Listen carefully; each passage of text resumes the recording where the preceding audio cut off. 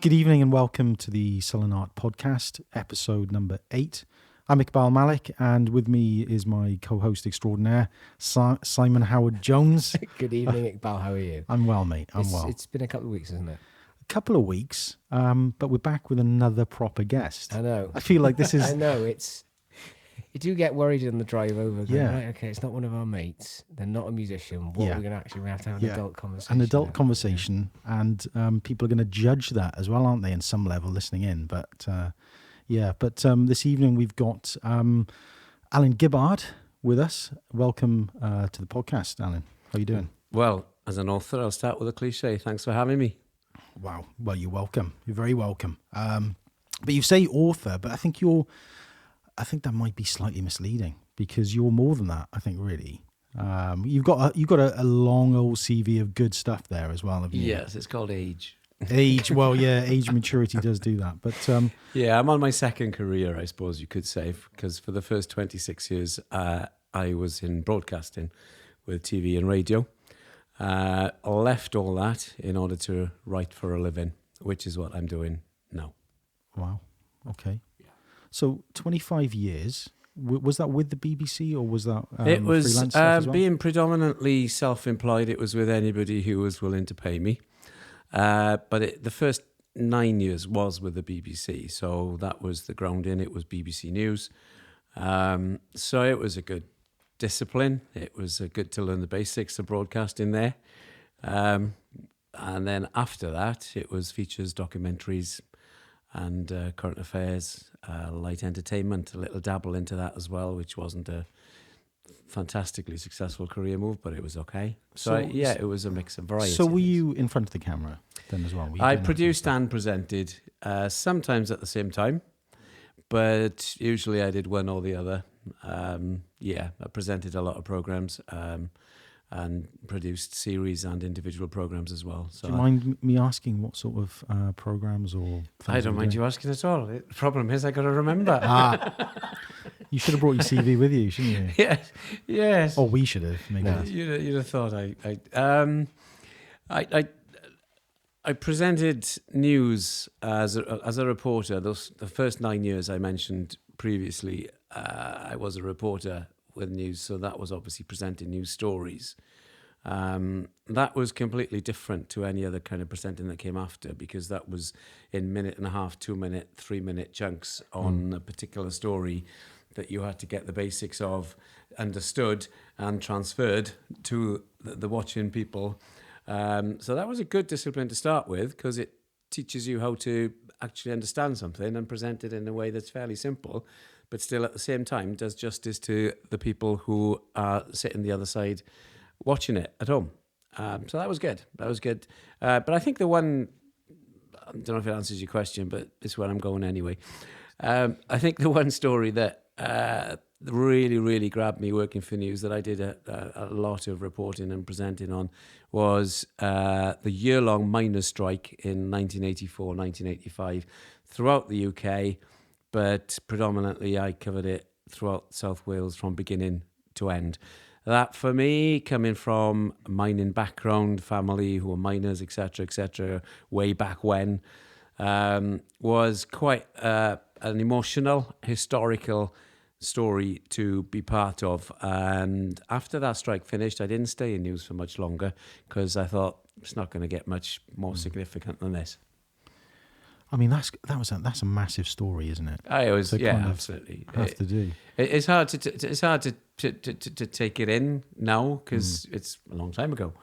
But it was literally pitting communities against each other, and families dividing against each other as well. I had one call I had to make back in the Gwendraeth Valley near the Cynhydra Colliery, one of the furthest west at the time. I'd been given the tip off that there was this one guy who wanted to go back to work and break the strike, scabs as they were wonderfully called. So I went to his house, and he started ranting and raving about the guy who lived next door to him, who was a miner out on strike. But this a person was alleging that the only reason his neighbour was on strike was because his wife was dominant and his wife was insisting that he kept the strike, etc., etc. And I was there for about half an hour, and he just took his neighbour apart. Well, the neighbour he took apart was my uncle, and they were neighbours, but he was describing the person to me who was related to me. So it was the kind of tension. And then when some of these miners started to go back to work in droves more, around about November 84, we had a kind of a ritual that happened with the 3 Ps, the police, the pickets and the press, basically. And Cwmdonkin Colliery, again, is the example that comes to mind. We'd be there at 5 o'clock in the morning. The police, the pickets and the press, we'd all be talking, having cups of tea together and getting on socially. And then the bus would arrive to bring the miners who decided to break the strike back. And then we'd all go off into our own little sections. The pickets would go by the gate to stop the bus going in. The police would be there to keep the peace, and the press would be there to watch and to report on it impartially, of course. But then once the bus had arrived and had taken the miners in, we were back to the lodge, which is where the National Union of Mine Workers members used to meet, and we'd all have a cup of tea there together.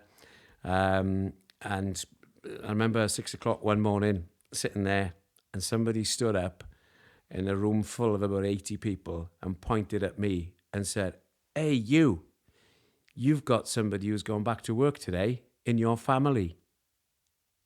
And the whole place went deadly quiet. And there are these, there was 80 people there, 160 eyes, turning to look at me, an extremely intimidating way. And I'm thinking, where's this going to go? I have no idea, because there's no escape. I can't get out. But somebody within there said, hang on now, fair play to him. It's not him. It's not his fault if his uncle's gone back, because there's another uncle has gone back to work.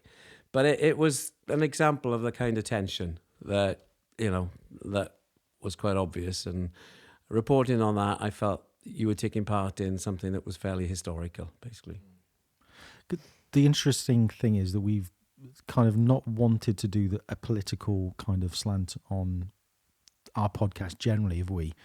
Since we started, we kind of said, we want to do primarily arts, primarily music. But what strikes me here, if you pardon the pun, is that I see what you did there. Yeah, exactly. No, but I mean, it's. I mean, what strikes me is that being part of or having a sort of Welsh history that kind of runs deep in the bones and what have you. You can't really escape some element of politics.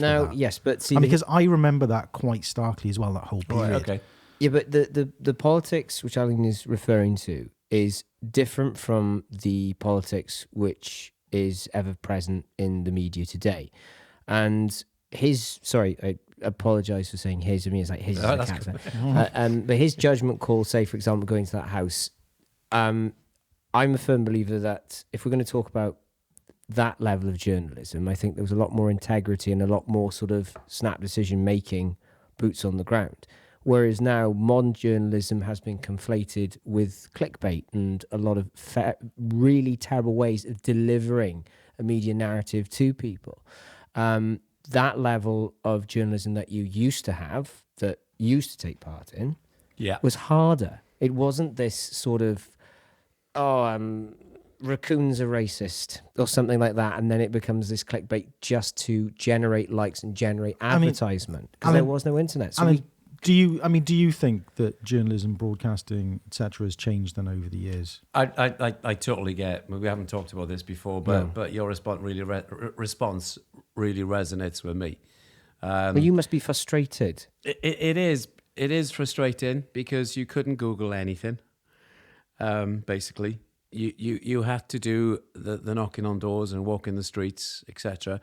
But whereas I don't want to say, it was better in my day, kind of superficial nostalgia. It's not about that, but it really was a different way of doing your craft and your Sullen Art. It's pre 24-hour rolling news. Absolutely. Which is, I think, was introduced in 1998, or was it 1999 when BBC went for me, there's far too many news outlets at the moment. Far too much news and far too many news outlets that you haven't got time to take it all in. There's no time for thinking because it's wall to wall. It's repeated. It's on the loop all the time.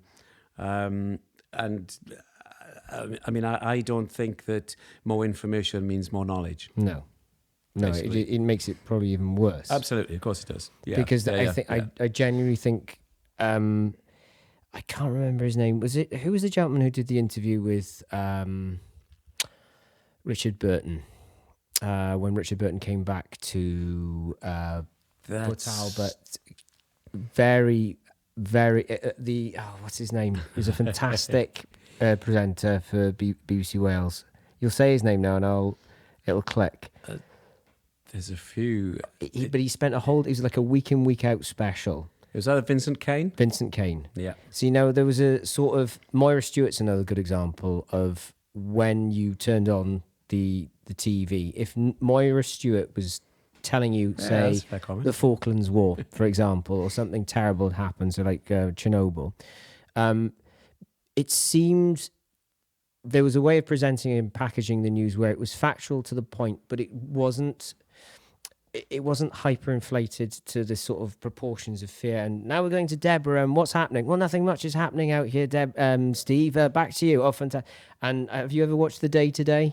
Chris watched The Day Today, yeah. Right, so that is like the crystalline moment of when there was a sea change where it just becomes ridiculous. Well, so what I'm saying is there was a golden period of news. Well, the only thing that I can equate that to in terms of decent journalistic endeavour from that period would have been Brian Walden.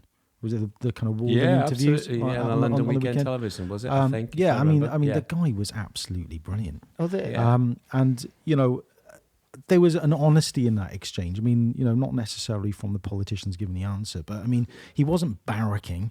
He was persistent and he was looking for information. And I think, the whole nature of the kind of news sectors, the news industries really is what they are, has changed phenomenally. And funnily enough, Brian Walden now lives in Guernsey. A little extra bit of info. The news media outlets weren't trying to pit somebody else against each other in terms of exchange. Now, the whole history of that comes down to William F. Buckley's discourse with, I can't remember his name. There was a series of interviews that they did during Vietnam, and it was sort of like talking heads. I can't remember the name of the author, but William F. Buckley, if you ever get the opportunity to watch any of his interviews, I think he was with, not PBS, it was one of the major American... I genuinely can't place him. Right, okay. Yeah, you'd once seen Never... Right, never forgotten William F. Buckley. Right. Elder statesman of the conservative side of America, but wasn't as what we would regard conservative America now. Was actually very erudite, very well educated, perhaps a little bit stoic and a little bit strange, but he would give people fair opportunity to speak. There's a very famous one where he's talking to Chomsky, and the interplay between the two of them is hysterical. It's a young Chomsky, and he's advocating against Vietnam, and obviously then William F. Buckley is taking up the cause for the incursion into Southeast Asia. But a lot of that talking heads comes from from that, and that's what I was sort of trying to get across. It's from what you're saying, a real interview, real getting to the nuts and bolts of it, having a conversation, trying to learn from one another without becoming personal. You don't have that on Sky News. I think that politicians these days get away with too much. I totally agree. They use sound bites all the time. Yeah. Just bat things off. It's the prepared answer. And what you're alluding to is that there were people who were willing to ask the hard questions. And I don't think we've got that as much as we have. We haven't got as robust a media as has been because the hard questions aren't asked. Because you've got people who are far too ready to ask prepared questions, who don't listen to the answer they're given. Do you think that is partly down to the communications chiefs, the spin doctors, etc.? Alistair Campbell. Well, I mean, I'm thinking he brought that, term into power. I think it was there. He brought that term in, but the whole. This is a broader debate than when I was thinking we've gone off a little tangent. We'll get back to this. It's fascinating, yeah, absolutely. But even back in the early 70s, which was probably before Alistair Campbell was born, I'm not sure of his age, but President Nixon's campaign team one of the slogans that they used at that time was "Get the people to like the guy, and your battle's 2/3 won." I mean, that was a really early version of spin. Well, that's why he lost out to Kennedy, because Kennedy was far more attractive Absolutely. on the television, and he was taller, and Tricky was like, rah, rah, rah. Anyway, Go Vidal. It was Go Vidal and William F. Buckley. They used to do these series. Not Chomsky, Vidal. There's a famous scene where Go Vidal accuses William F. Buckley of being a crypto Nazi, and William F. Buckley goes off on him. Well, I served in the Second World War, but the way that it was designed, and I'm getting all this from a documentary that came out about 2-3 years ago, and I've just got a bit of a weird fascination with William F. Buckley because of the way he presents himself. You got to remember, these shows would run for like an hour and a half, 2 hours. But here's the other thing, because of the internet and YouTube, people are coming to alternative sources of media and discussion, much like this, fingers crossed, where you have long length segments where people do want it on. I was going to sort of touch on that because, you've said before, Nusai, that, the podcast kind of goes back full circle with the kind of radio style of kind of information, which is great, isn't Absolutely. it? Sitting with some headphones and a nice mic in front of me. Yeah, it's a lot different. Throughout the first 8 to 9 years, again, of my own career, the one thing that I saw consistently amongst the people who were the leading broadcasters, my contemporaries at that time when I was just starting, people like Vincent Kane that you referred to, was that every single one of them, if they did television, always wanted to hang on to the radio programs that they might be given. They wanted radio because it's such a more intimate a medium. You have more control over what you're doing and the content and this discussion.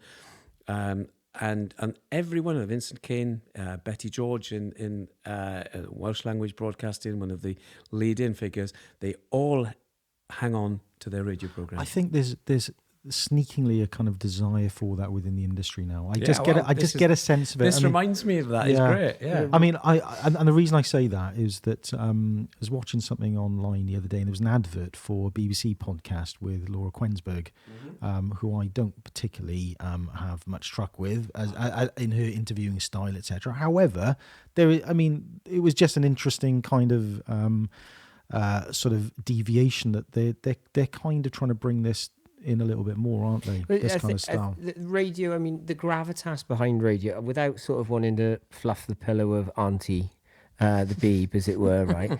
But there was a time where the BBC World Service during the Second World War was the beacon of light for occupied Europe. Absolutely. And then during the Soviet occupation and the Red Bloc during the Cold War, the BBC was this obelisk of truth, and they prided themselves, and I still think there are many people in the BBC who do pride themselves today on truth telling.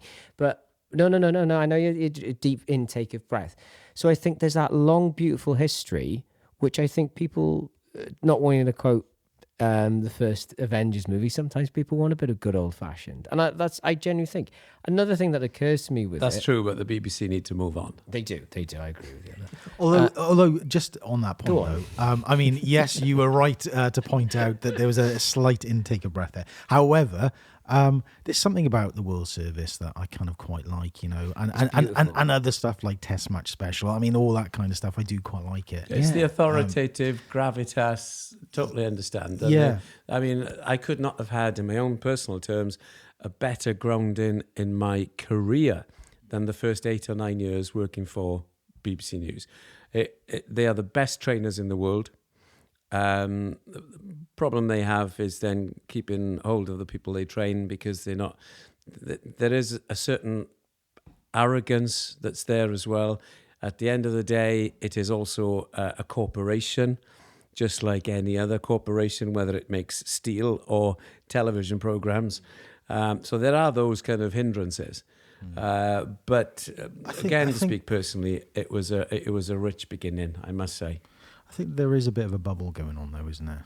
No, I think there is, and there isn't. I think there is. No, I think I think, but it's within any organisation and anything. There will always be, there'll always be a bubble in Maida Vale, or there'll always be a bubble any part of the. Sorry, and especially one that's been. I was going to add to what you're saying. Especially one that's been around as part of the British institution for as long as the BBC has been. Well, okay, but look, I mean, you say that there isn't a bubble. There isn't. I mean, I would argue there is in terms of the kind of people who are employed by the BBC. All right, the One Show, I agree with you on that. I think that if you're going to refer to a bubble, I would say, the One Show is a good example. Yeah, but you do. I suppose the point I'm making. It does. It promotes the product that the guests who were there are promoting at the time. They can get around the whole copyright, not the whole advertising thing, which the ITV can't. That's the purpose it serves. Thank you.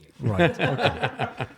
But wow, broing out straight away on that one. I got an admiration for anyone who's... Look, I mean, the point I was going to make, right, is basically that you don't see very many working class voices on the BBC. I mean, as newsreaders and presenters, where are they? I mean, name a handful. You got annoyed. Name a handful. Who was the one that you were getting annoyed with? Oh, is it Hugh Edwards? Hugh Edwards. Is this what I say? I was in school with him. Oh, were you? Is that right? Really? Yes, I was. Which do you mind us asking? Smashy Boys Grammar School. Oh, right. Okay. Yeah, he's younger than me. Yeah. But yeah, we acted in the same school plays and all that kind of stuff. What sort of plays were you in there then? The ones I did with Hugh, I think, were predominantly the Welsh language ones. I did Welsh language and English language school plays. I think the main one I remember with Hugh was it was the last one that we did before I left school. He was still there for a while after. I think it was. Did he have to sit? He played a civil servant who was there to do whatever the land developer deemed necessary to take over this corner of West Wales and develop it at the expense of the local community. And he was there to play the part of a civil servant. I was hoping you'd say like Henry V, and he sort of ad-libbed and sort of went, tonight now, Henry V will be boarding on many of his galleons to go to the north of France, back to the studio. Something like that. Anyway, that personal anecdote apart, why did you mention him? I think Cy was trying to dig me into a hole. No, there. He was trying to push me into a corner so that I could only fight my way out of it. I can see that. You've got a victim complex now. No. Right, okay. You keep saying that there isn't a I don't think, regional representation. I don't think there is, right? But it changed. I must say, it did change with John Cole, the political editor, with the broadest Northern Irish accent anybody's ever heard in the world. Now, when he was appointed political editor a long, long time ago, that was a seed shift in regional representation. Now, whether it's gone far enough since, but it did change with him. And Hugh has a definite Welsh identity. He's not tried to change his accent or get the Queen's English or received pronunciation, or he hasn't done that. Yeah. I mean, I think I said to you last week, you couldn't have Danny Dyer telling you about 9/11, could you? Right, but come on. I mean, the point I'm simply making, I don't think that picture in my mind. I mean, Alan, I got to be honest, right? I don't think there's a major issue here about me saying I think there needs to be more working class voices on the TV when it comes to news reading. Yeah, I think that's perfectly reasonable. Yeah, I'm not, and I don't think, but hang a woe now. Hang a woe. That's a Welsh colloquialism for you now, good boy. Not to be heard on the BBC. Now on Radio 4, Hang a Woe. Hang a Woe with Hugh Edwards. In the Night Garden will follow afterwards. You don't know the full ins and outs of every single presenter on the BBC. Some people will have probably come from backgrounds which were disadvantaged, but were not middle class or upper class. It's a difficult thing to gauge. To gauge, probably, because in order to get to the positions that these people are on in the BBC, they're going to have to be graduates, for example. So already they're moving from their working class backgrounds in order to get there. So it's a tough one to actually evaluate properly. I mean, I know where you come from. I mean, perhaps I'm a little bit biased when it comes to you. You just wanted to be a news presenter. I don't know. Is this frustration? It is frustration. It's right. That's what it is. You would make a good news presenter, actually. Yeah, you would. I would listen to it. You would. Alec. Yeah, right. Okay. Yeah, you have a very nice face. My ears stick out a bit though. What? Yeah, you would make a perfect news presenter. Oh, is that why you've got headphones on? But then I suppose you get headphones. Yeah, that's true actually. No. No, it's. But if you want me I to... could fulfil the BBC quotas 1%. I'm sure. You've got a but, great speaking voice, a great You have. face for radio. Good. Thank you, gents. I appreciate it. Sorry. I said yes. I said yes before he said that last bit. I didn't hear that. But if you want me to bring this back onto cultural Please levels, do. Yes. having gone, For the love of you, God, please having do it. taken you astray in the first place, let me be the one to bring Yes. you back. The books that I have published since I've been writing for a living in the last 11 years or so are predominantly non-fiction, but I have published one novel, which is a novel based on my experiences as a reporter in the miners' strike. So there has been a work of... I hesitate. I was going to say work of art. There has been a work of fiction, a work of literature that's come from my experiences. What was that book called then, Alan? It was a Welsh language novel called Talcen Caled. Now, literal translation, that means hard forehead. But that is a mining phrase that comes when you went down underground and you came to the actual coal face. If it was a particularly difficult one, it would be described in Welsh as a Talcen Caled, a hard forehead. Can you imagine a slab of coal underground? It can look like something like a hard forehead. So that's where I got that from. It's an actual mining phrase.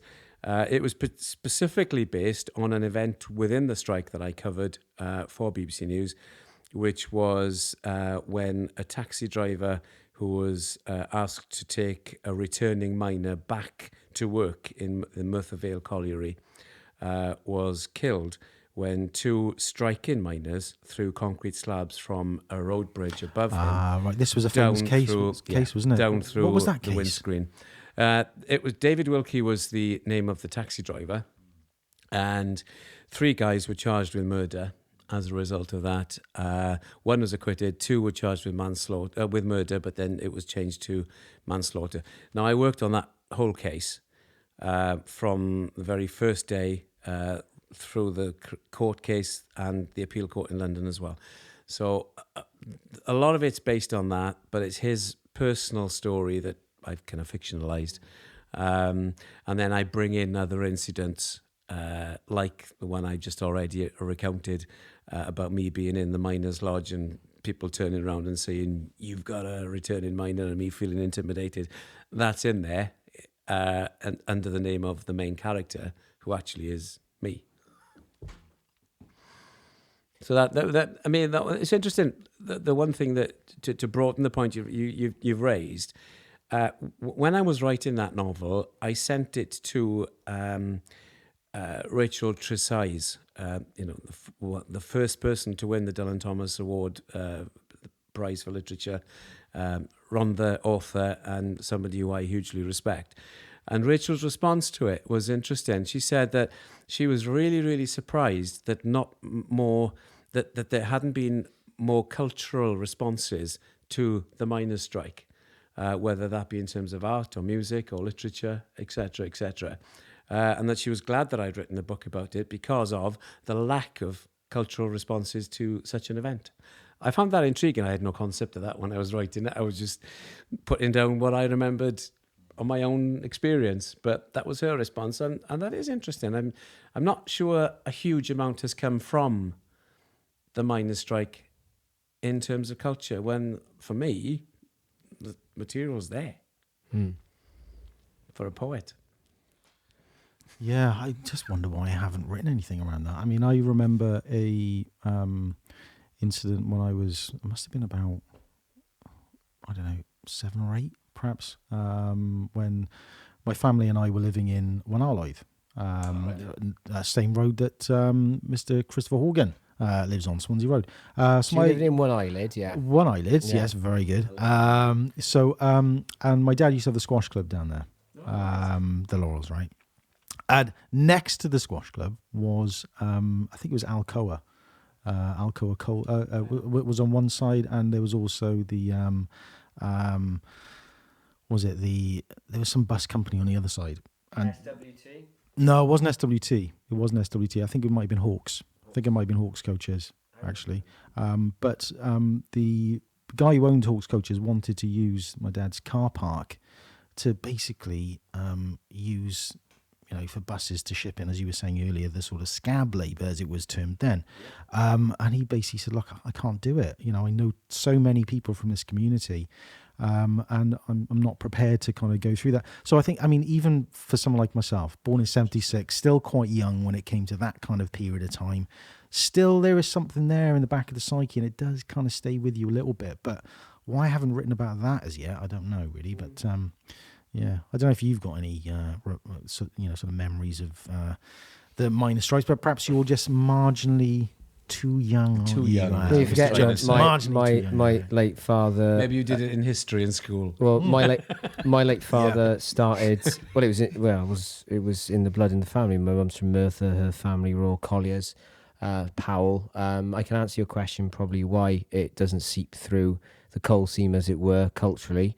Because Merthyr is one of those places, as a microcosm, if we're going to talk about why there is no cultural references or touchstones on that period, where they do take care of their own, in the words of Bruce Springsteen, and things kind of stay in Collier's Row, which is no longer there in Merthyr, or Dana Park. They stay in those areas, or in Grangetown. Those stories stay.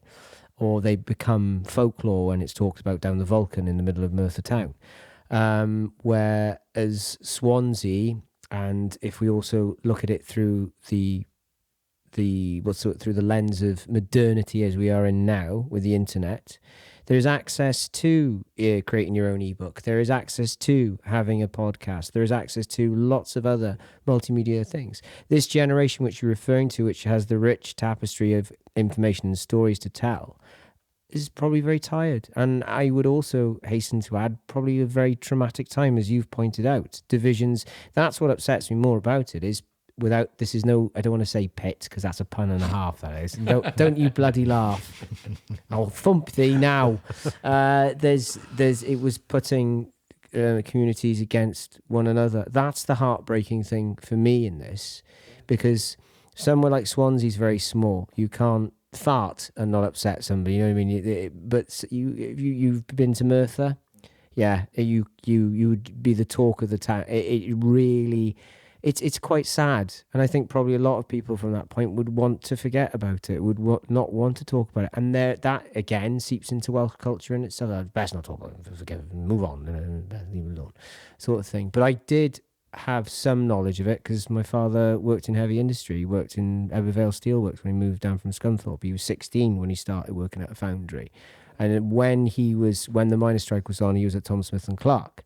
And it does tie in because they are going to need raw materials because they were one of Europe's largest chain manufacturers. Yeah. And my dad always used to say to me, when I've worked for businesses, about how you treat your workforce. They made damn sure, if there was a really bad snow in the 70s, I can't remember, but they took money out of their own personal bank accounts to pay the welders, the joiners and the fitters and smelters that they had working for them. I said, well, why is it? Well, because you don't want them coming after you. It's not that you don't want, but you can't afford to have that kind of level of trouble, because it's not just a case of you have one bit of trouble. You won't have anybody to work for you ever again. Your name's gone, and it's a matter of respect as well, because you're talking about people who are doing a very dangerous job. It's all pre health and safety legislation. But do you know what? We could hijack this. We went on a tangent. I'm sorry. We could, and I was going to take it further. Don't worry. Righteous indignation. We could so hijack the rest of this podcast because I was born in Merthyr. Were you? Yeah. Where were you born in Merthyr? No. Go on. Sorry, Iqbal. No, that's all right. You're excluded. Let's get our cards on the table. You understand? You know. Yeah, I know exactly what you mean. Yeah. Yeah, totally. I was only there for 6 years of my life, but it for me, being the formative years, basically. It's left a massive mark on my understanding of bilingualism, on history, because I was born in Dowlais. Really, Dowlais. That's why my mum was born on Collier's Row, right in Merthyr, but I know I was born in Crossblanch Street, not just up from the Ivor Steelworks. Okay, but for me, it because everywhere I went. Even as a kid, because my dad was aware of history, but and I've realised for myself since I was passing things of major Welsh historical interest. Yeah, Richard Trevithick. If I was going to the shop, if I was going to chapel, if I was going to the school, wherever I was going, I was passing history. So it's given me a sense of, I mean, history is not somewhere you go into a building and pay to go into. History is on the roadside. And that's come from my upbringing in Merthyr. The other thing, which is which I've often thought was a tragedy with Merthyr, you could argue from a historical perspective, that Merthyr should have been Wales's capital because it had the largest population increase. Absolutely. It was Wales's leading town for decades. Didn't get the official declaration of capital, but it was Wales's dominant town. For a long, long time. What, economically sort of dominant, you mean? Or? Economically, culturally, significance in terms of, the heavy industry that happened there. It was the heart. It was the heart. It was the beating heart. I mean you had people, there's a community, for example, in Russia that was called Huzovska, that was established by a man who was poached by the Russians to go from Merthyr to set up heavy industry in Russia. So they come to Wales looking for this person. I know we're way going off culture now, but in a sense we're not, because if you look at Merthyr and what that heavy industry has generated, in stark contrast to the miners' strike point that I've just made about it hasn't generated a huge amount of cultural output. If you look at Merthyr has been fantastic in its generation of cultural output on the back of the heavy industry that it came from. I mean, if you go from Lady Charlotte Guest, who was the wife of one of the big ironmasters there, she translated the Mabinogion, the old Welsh folk tales of 600 BC, AD, 600 AD. She translated all those into English, and then you go on to modern people and authors who've come from Merthyr. There are so many. So that industry, in Merthyr's case, has contributed massively to the Anglo-Welsh literature scene and cultural scene. So many examples. I mean, I'll restrain the one need to kick carried away. That springs to my mind is Mickey Jones, who is the former guitarist and man, because he was a Merthyr boy. Who's the statue on the way into Merthyr? The boxer, I can't remember his name. Well, Merthyr is the only town. It's the only town in the world with 3 statues to 3 different boxers. Johnny Owen, the matchstick man, the one who died tragically, top of my head, in the 80s. Correct me if I'm wrong. Eddie Thomas. My mum knew Eddie, if I remember right. She's the one she gets upset about a lot. Well, Eddie Thomas was a boxing trainer, but also a boxer in his own right.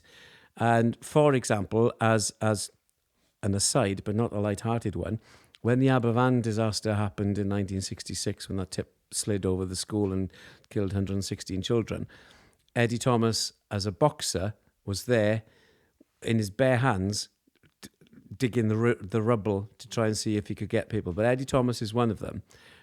Johnny Owen, and then Howard Winston, who won the World Championship towards the end of the 60s, if I'm not mistaken. But Merthyr has 3 statues to 3 boxers, the only town in the world. So, to get slightly off that topic again, because the politics and sport. Well, no, but it's no. I actually want to go off on another deviation, another tangent with regards to sport, because Alan, you've written a few kind of sporting kind of tomes, haven't you? Oh, that was a beautiful segue. Thank you. Thank you. Now I'm going to start taking that as genuine compliments. That was really good. That backs up what you were saying, that he could be on BBC. Yeah. That was a real nice. It infuriates me. That's BBC why I dig segue. That was. Yeah.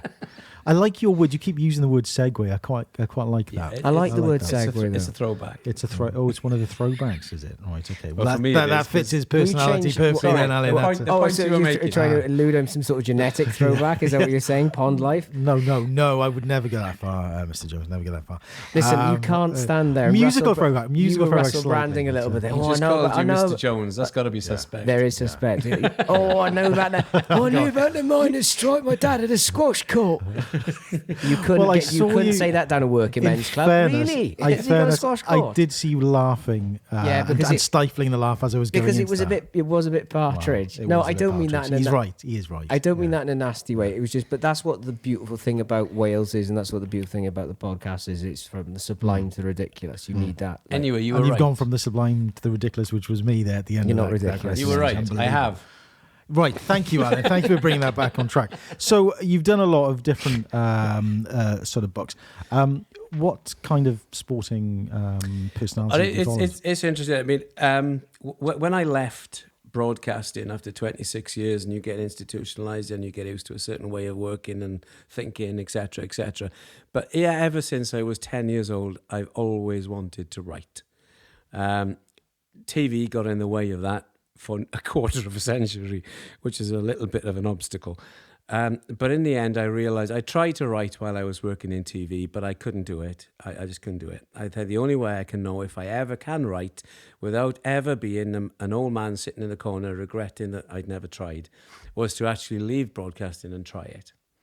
When I took that step, I travelled around some publishers in Wales, and the advice I had was, if you want to make a start, write some rugby books.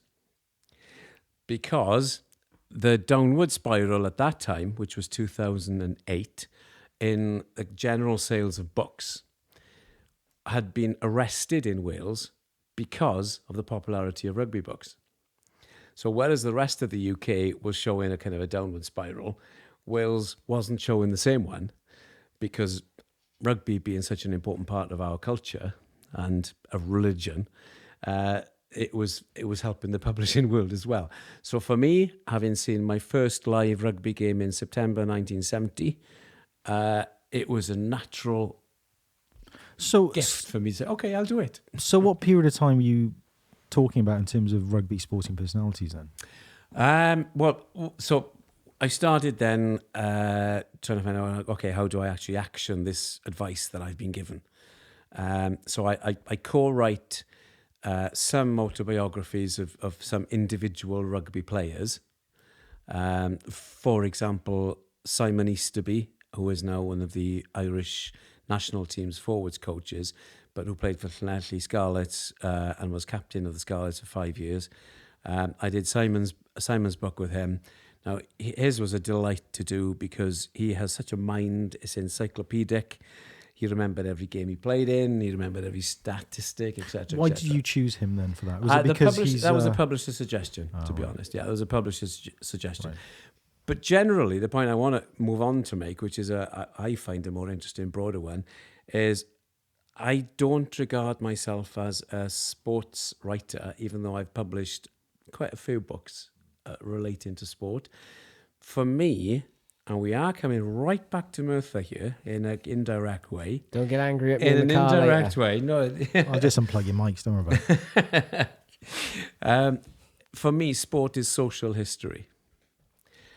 I am far more interested to know how a sporting situation developed from a specific community social event. For example, when I was 12 years old, I went to see Llanelli play the All Blacks, and Llanelli beat the All Blacks in 1972, 9-3. I was at that game, and obviously as a 12-year-old, it was the best thing that I could ever have experienced. It was absolutely fantastic and probably spoilt me for many, many, many years after, as nothing ever actually got up that high.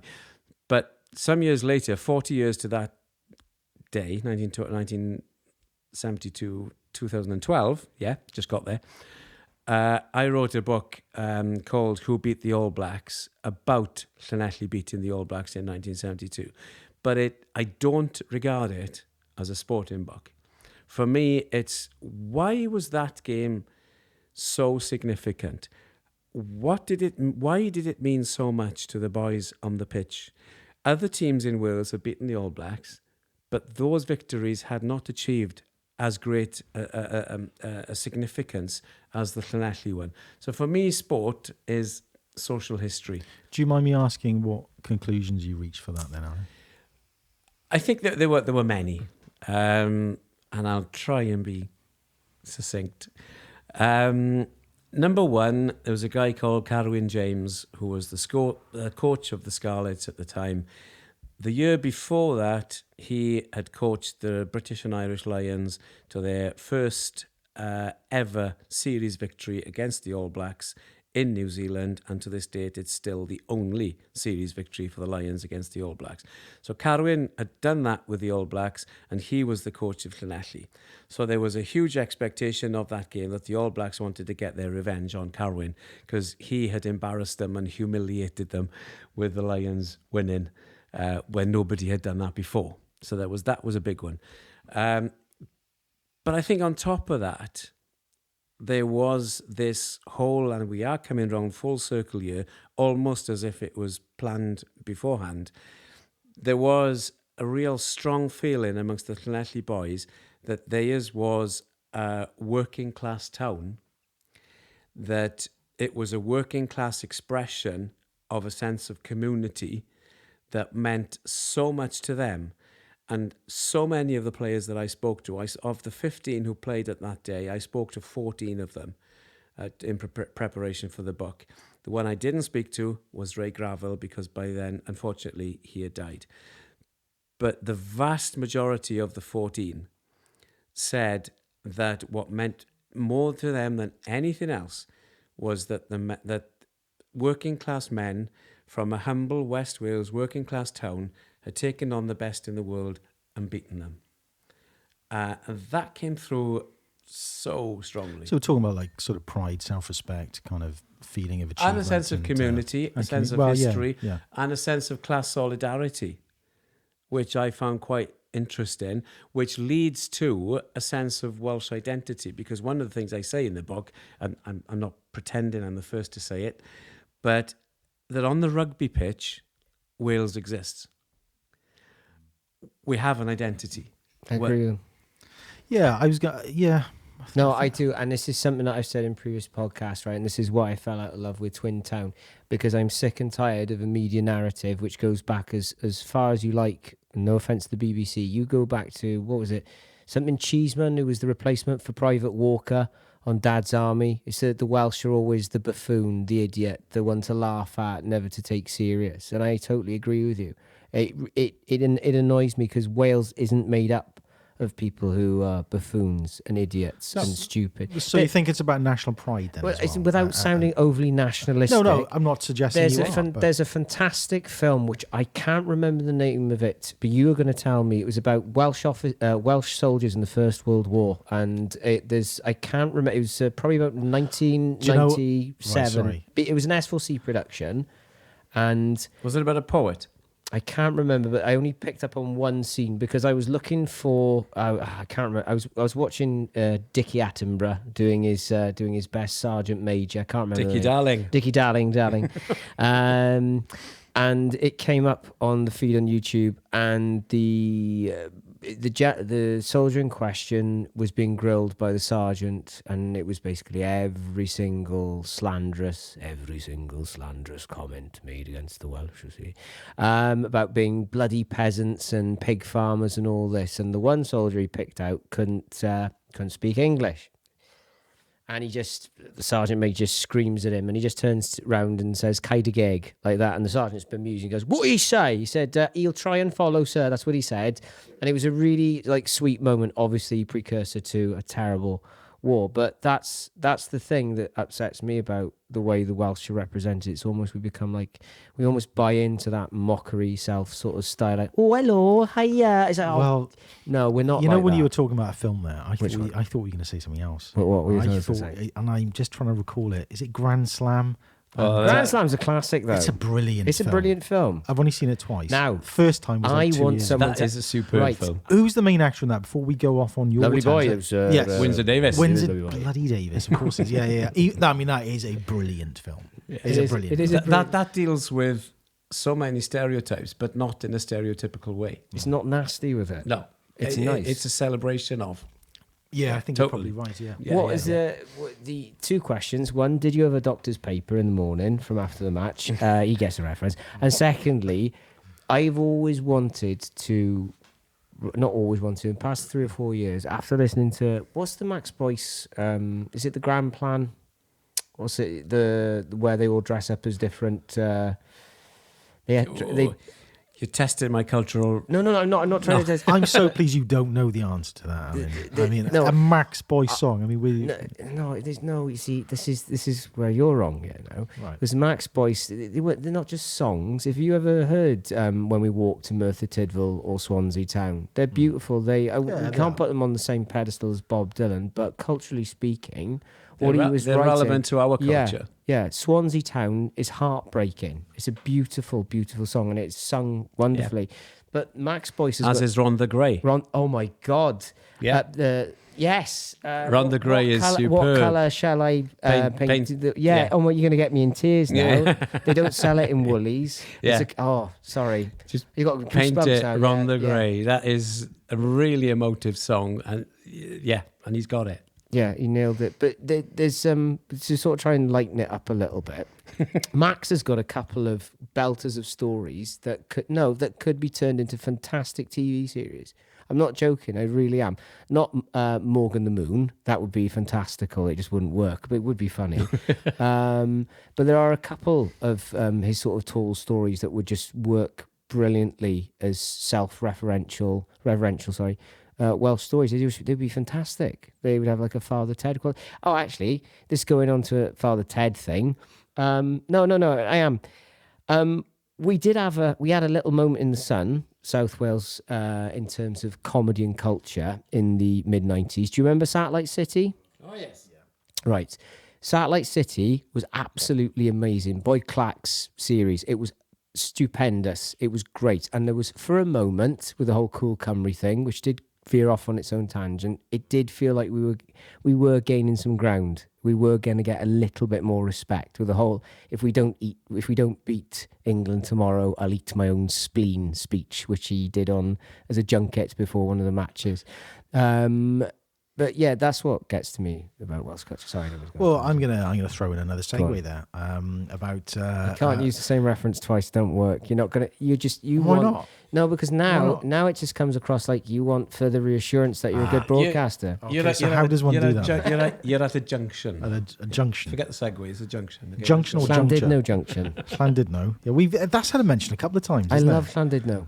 I think you've got a bit of an obsession with it, actually. Have you been there? I love it. Absolutely. It's beautiful. A lot of North Wales is absolutely stunning.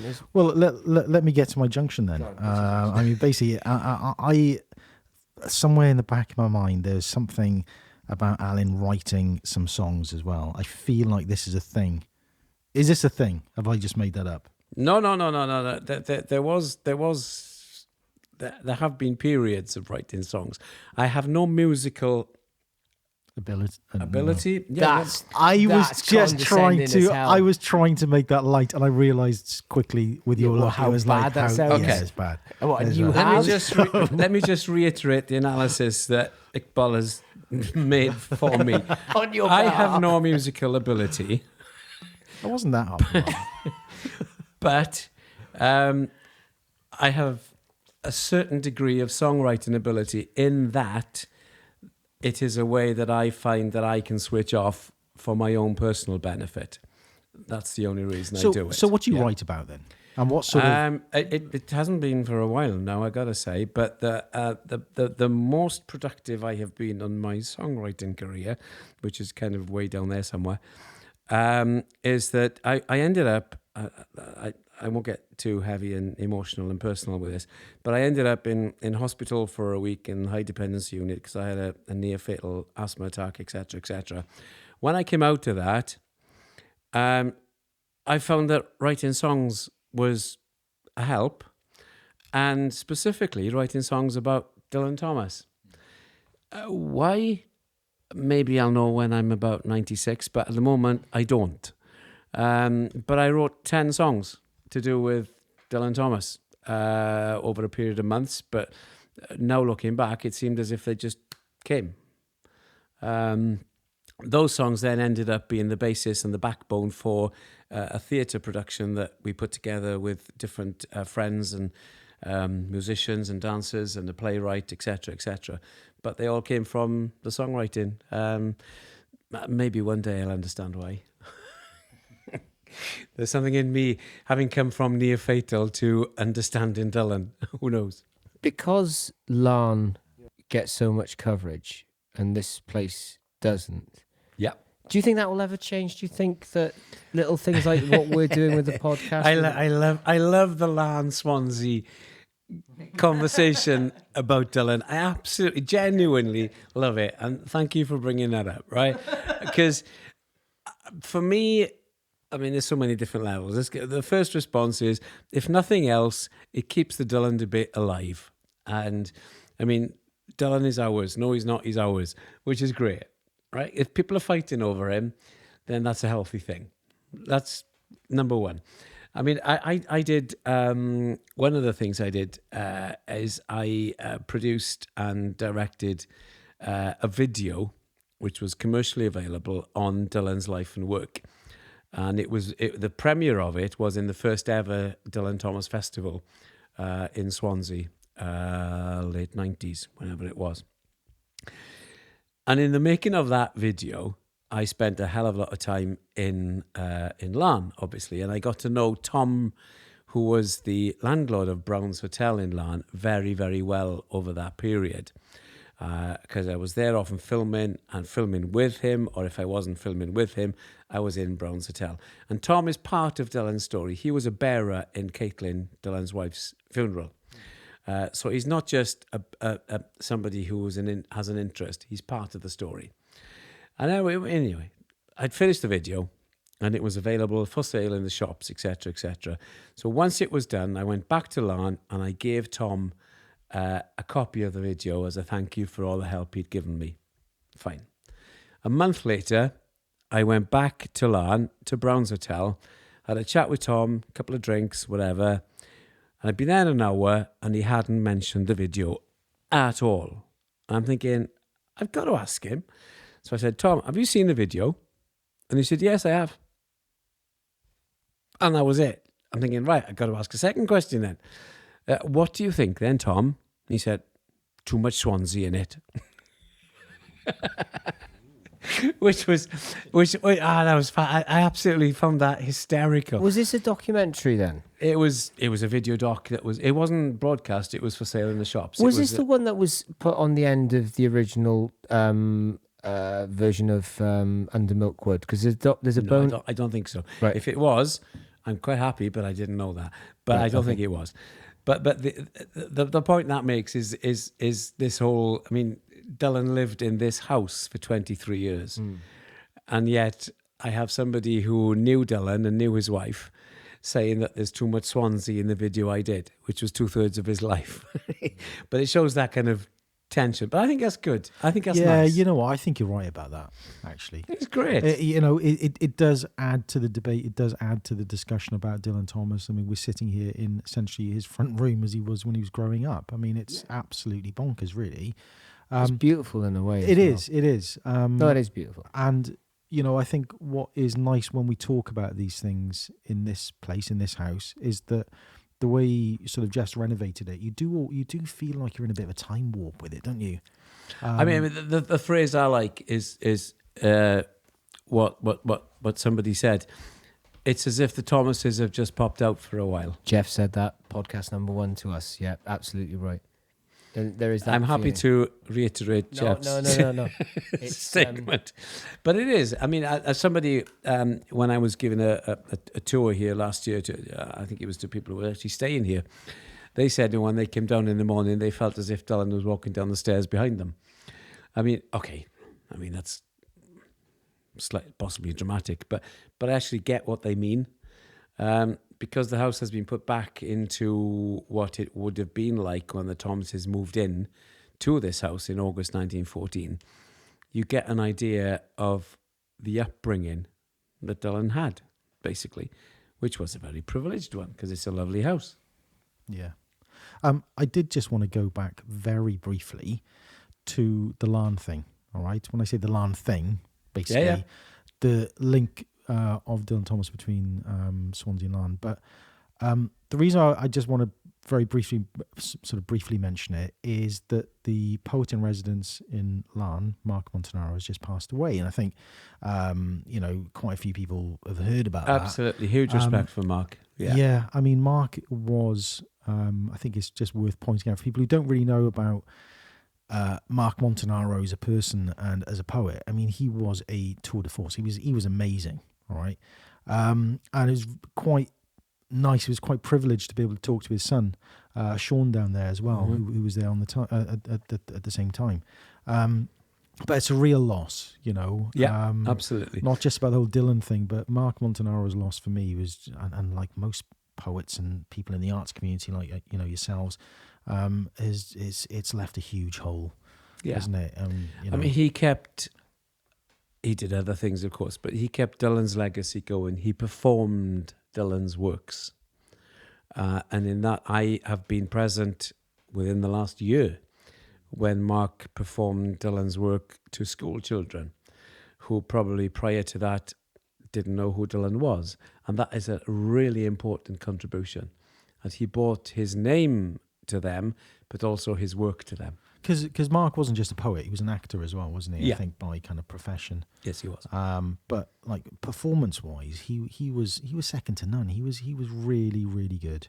And I think like a lot of artists kind of doubt your own sort of ability at times. And I've known Mark through the years where he's kind of gone on those ups and downs. In fact, we actually tried to get him on the podcast about 3 or 4 months ago. He obviously had a good idea of what was happening to him at that time, but we didn't. I certainly didn't. Yeah.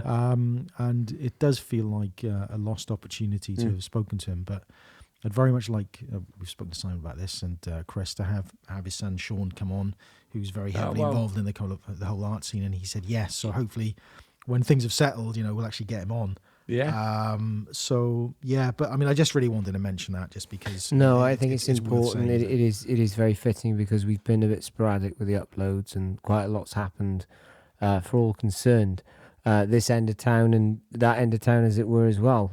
Wales is essentially just one big village. But it's it is a big village, isn't it? I mean, but don't you like that? Well, we've kind of got into that before, and I was saying I quite like the anonymity in a place. I don't. And I know, and you really picked me up on that. I was like... Yeah, I don't. See, it's not because I'm a busybody, but it's, I think, if you follow the golden rule, if you follow the golden rule... That's where he stepped on, son. You dirty old man. I don't leave me. I don't know what to do. Dirty old man. If you follow the golden rule, as it were, and you sort of do unto others as you'd have undone to yourself. I don't think it's to do with that. It is, because in every experience I've had in interactions about, whether it be Mumbles or Newton or Swansea, it's like, oh, I hate going up there. Why? Well, I slept with such and such his wife. Well, that's the reason. That's your reason. I think you're taking a narrow definition of that. No, it's not. It's not a narrow definition. Right. It's like if you don't muck about and you're all right, living in a small community is fantastic. I think the angle I was coming on in that, right, was that I just think it's nice to be able to, like, say for example, I mean, I love London, right? I love going back and forth to London, and it's nice just to be able to walk down the street, go and do your thing. No one looks at you. No one cares. But you're young. Yeah, but you're young at the moment, so that has an appeal to it. Thank you. No, but you are. When you will get to an age. You do know I'm 43, right? But, that's young comparatively. Yeah. Today we've got an aging population. You're having, and this is going to get on quite a serious somber tone. You will have it. No, but it is. You are having. Well, age concern is something that really does. No. But no. I know you're shaking your head here, but this is a genuine thing. There are. One of the largest contributors to fatalities amongst the elderly in the UK is loneliness, and from like a psychological point of view. I get that. And there is inherent within our disposable culture to treat people to be on the scrap heap, as it were, once they get to their 30s. And it's ever more so present within the social media and within the sort of Instagram and Facebook culture. It is. Because if, in theory, us three at this table, we are scrappable. We're all done as far as the media culture is concerned. But are we... No, I don't think we are. Less prone to that in Wales than other parts of the UK? And this is why I like Wales compared to London. But don't get me wrong, right? I like the community feel, right? I like the fact that you know people, that you can talk to people, that you can go out and you can bump into someone just going down the shop. Beautiful. Yeah, it is. And there is a beauty in that. So don't get me wrong with that. I'm just saying, on occasions, I would like a bit more anonymity with stuff, just because it's kind of nice to be able to do your thing as well. But then again, that's a trade-off. You can't really have one. Well, don't get me wrong. But if you with the anonymity that you achieve, you lose a sense of intimacy and community. So it is a balance, isn't it? Because you need anonymity. It's nice to have your own time and downtime and space and whatever the cliche is. But that is a trade-off, because you lose a sense of community. You talk of Undermilk Wood with Dylan Thomas. That is a massive sense of community.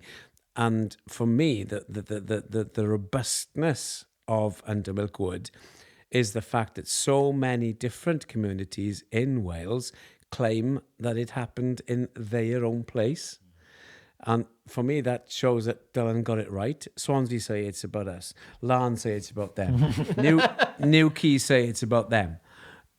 The truth is, it's about everybody. So that gives you that sense of community and intimacy. And to lose that in the name of having an anonymity, I think you lose too much. Yeah, no, I take your point, Alan.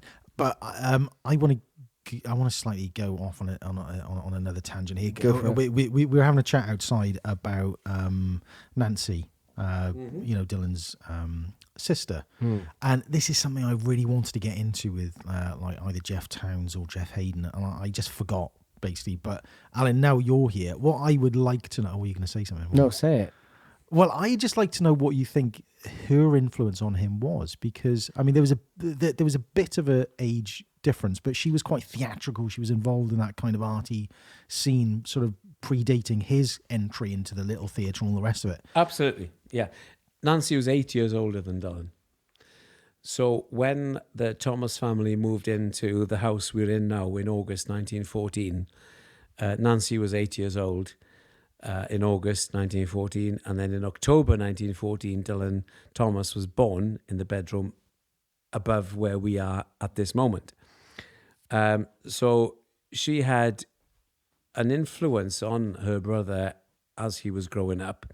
I think specifically, she was a very active member of the Little Theatre in Swansea, which at the time was in the Mumbles, not down the marina where it is based at the moment. And Nancy enjoyed her acting, and she wanted to be an actress, which didn't go down well with her father, who was head of English in a grammar school, and who probably had the attitude, well, no, not probably, who did have the attitude, you need a proper job, my little girl, not to go and tread the boards, etc. That's surprising though, isn't it? Because Dylan Thomas basically just did whatever the hell he wanted to. Yeah, but he was a boy as well. You have to remember that. Exactly. Generational time as well. But for Nancy, so she was expected to marry to kind of do Nancy was supposed to follow the accepted path of the time. But she did act a lot with Swansea Little Theatre. And then she decided to take her brother along, which was a great move, because Dylan ended up doing, I think it was 11 performances for the Swansea Little Theatre.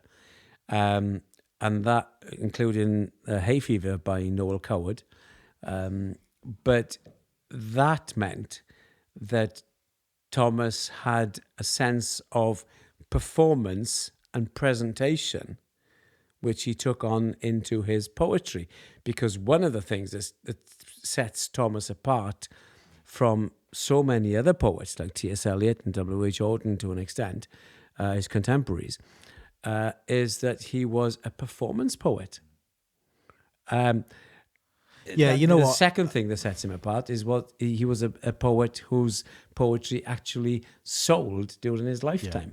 Yeah. Just to pick you up on that as well, Alan, I mean, I'm really pleased you mentioned that, because we've said this before about Dylan Thomas, that, he was one of the first kind of performance poets, really.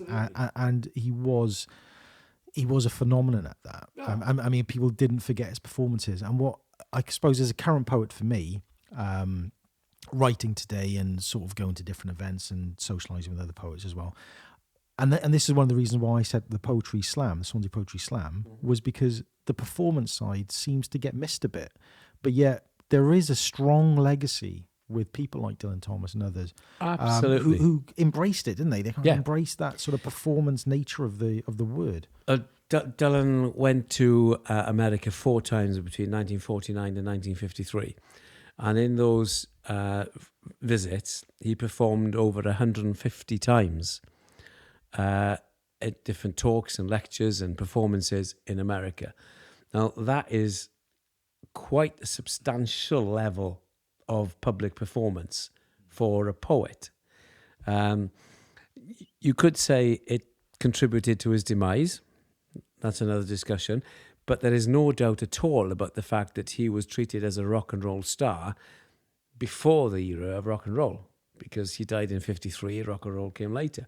But he was absolutely adulated and adored and worshipped in America specifically. There are stories about him going to a party in Charlie Chaplin's house with Marilyn Monroe, Shelley Winters. Yeah. As a poet, that's just completely bizarre.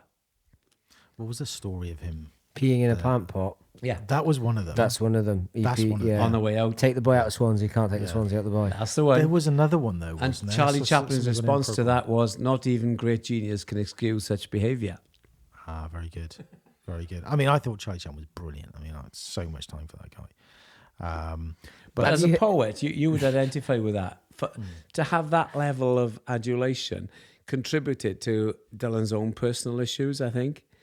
And how do you respond as a poet who is almost worshipped, especially in America, which I think contributes to his drink story? I suppose part of it is like how you deal with that level of fame. Right? Yeah. Because that's quite an interesting It's dichotomy. something else as well. No, well, let me just finish this singular, you say. very singular point. Very singular point. How very dare you. Let him finish. Simon Jones, please. We're doing the Burke out. We're doing the Burke out. Yes, he's on his way out, but yeah. And pouring himself another whiskey. Very small whiskey you poured yourself there, mate. Well, I'm trying to be responsible. Responsible, of course. Responsible broadcaster. No, but I was going to say something there about the comparison between Charlie Chaplin and Dylan Thomas. Okay. Because, Charlie Chaplin was like the first international superstar, wasn't he, really? I would go as far as that. Valentino Chaplin, absolutely. His riches were beyond belief, but he was absolutely huge. So he coped with his fame in a different way, I think. Yeah. But I'd like to know where his grounding was. I suspect his grounding was political, to be honest with you. That's where I suspect it is. Are you referring... Sorry, go on. No, go on. I think the personalities were different as well, in that one was an actor, one was a poet. Now, an actor would expect adulation and public prominence. A poet wouldn't. I think that's a really good point. Feeds in hugely to the way that both responded to their fame. There would be no template for a poet in the way that they would deal with their fame that Dylan could follow. Was there with TV, though, at that point? There would be with acting. There would be with acting. There wouldn't be with a poet. And I think a massive contribution to Dylan's drink story, if you like, is him coming to terms with adulation as a poet, because it was unprecedented. There was no template. There was no guidebook. See, I think with Dylan, right, that he pursued this drunkenness, this kind of crazy side to his personality. He cultivated that massively, and he famously referred to himself as the Rimbaud of Cwmdonkin Drive, because he was trying to be Arthur Rimbaud. He was that level of hit on something as well. It was. He did. I think it's far more complex than the fact that he just cultivated it. He cultivated a certain image. He was cultivating an image of being a poet while he lived in the house we are in now, right? But also, once he achieved what he was cultivating, he was also caught hugely by surprise. So it was a combination of, I am cultivating my image as a poet, but now I've got it. Oh shit, what's happening? I can't cope with it, and people were wanting to buy him drinks. And I bought Dylan a drink, this is the world's most famous poet, and I bought him a drink. So there was a lot of that. I got pissed with him. Yeah, exactly. But then him on his own kind of Welsh reserved kind of background was like, I don't like to say no. I've got to take, So there were so many levels that contributed to his drink story. I think it's kind of unfair to just refer to him as a drunken bum, which some people do, because side by side with that, his actual discipline in the way he wrote was phenomenal. Well, he was, I think that's a really fair point about the discipline. I mean, he would spend days, wouldn't he, just writing a line. There's a beautiful duality in what we're talking about here, which ties back into Ghana Landon, where in his quest for fame and acceptance, it was already there, and he wrote about it in the works of Under Milkwood, where you are essentially, accepted by your community in a certain degree. But that, why else would he pursue fame but for acceptance? But then he spent all of his time, and his most famous works are about these small parochial townships that he longed to be accepted in. And I think that his answer to the hoi polloi of the swinging 1940s and 30s society in New York would be taking a piss in a plant pot. That's the perfect full stop. It's punk as fuck. It is the perfect answer. I would have thought he would have probably done that out of some sort of spiteful Swansiness almost, in a way. Like, well, this party, I'm done. I'm going to take a pee in the plant pot, I'm out. Because there is a longing in his work. There is a longing in what he writes for that acceptance of home. Why else say the Rumbo of Cwmdonkin Drive? You could say, I want to be the Rumbo of Swansea or the Rumbo of Wales. No, he narrows it down to one street. Cwmdonkin Drive. There's a beauty in that. He wants to be accepted, so he goes out in the world to try and find it. And then all he does is lament and talk about where he's from. Yeah. And it's beautiful and tragic at the same time. Totally. What's that Welsh phrase? Is it hoil? Hoil. You feel that, and I think it's only that we get it. I think we only get it, no one else. Not the Saesneg. Sorry, I got English family side, I'm joking. But what I'm saying is that there's that feeling. I had it when I was in Bristol. You get it. It's like, you want it. And that's why, going full circle, I love it here as opposed to London. He was the first proper punk then. I wouldn't say it was punk, but there's something in it. Well, when you think about it, you're far removed and you're in New York City, and it's like Charlie Chapman's like, you must meet my friend Groucho, or you must meet Marilyn Monroe, Shelley Winters. Exactly. And he's there, and he's probably in the back of his mind, he's thinking of a beautiful sunny day in Cwmdonkin Park with his dog, or I wonder what my mum and dad are doing. That is so true, because there are so many stories that counter the drunken bum image. For example, of him sitting in his armchair with a radio by his side, listening to John Arlott with Test match cricket, with a bowl of licorice all sorts. I mean, those are as real as the more sensationalist images of 18 straight whiskies. But we go with the 18 straight whiskies because it suits the tabloid sensationalist image. Interestingly, about the 18 straight whiskies, I think there was, I think the guy who was behind the bar that night, he can't recall that. He couldn't recall it. I mean, I wasn't there. I might be older than you two, but I wasn't there. Not that much older. But there is no way that, I think that was Dylan playing to the perceived image, without a doubt. But there's no doubt he drunk. But there were certain circumstances and occasions why and where Dylan drank. And there were other circumstances where he was completely not usually going to drink.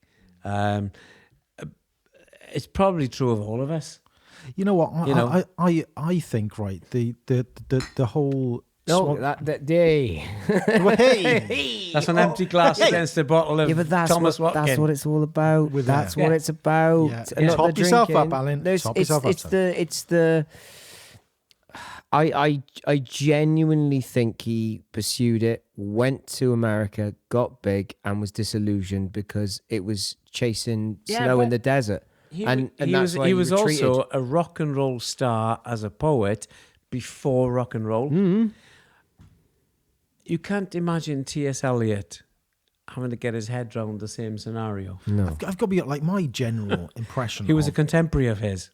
my general impression of it, I just think some of the sort of lifestyle stuff and what you hear about it, I feel quite sorry for the guy, to be honest. Yeah. You know, he had a pretty messy relationship with Caitlin. Oh yeah, it's well I mean, documented. it was They were, horrific. they were both as bad as each other. I mean, Yeah.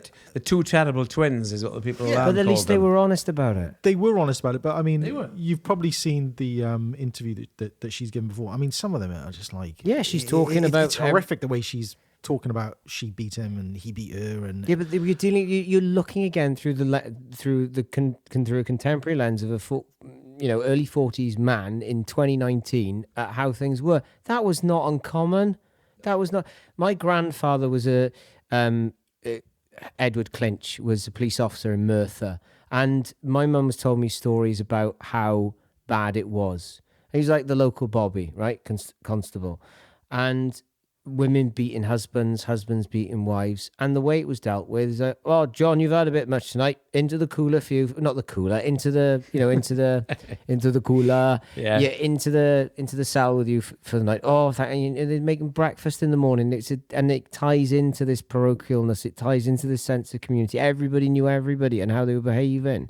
It's a different time. You can't judge the mistakes of the people from the past. I through the lens of wasn't. today. I wasn't trying to do that. No, But I mean, I was also going to say that the one thing that I did feel quite sorry for him actually about was the story of him coming back to Swansea after the bombing of the city. Yeah.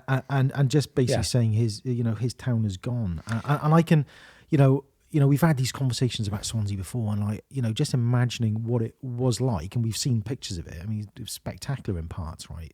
Particularly in the middle of town.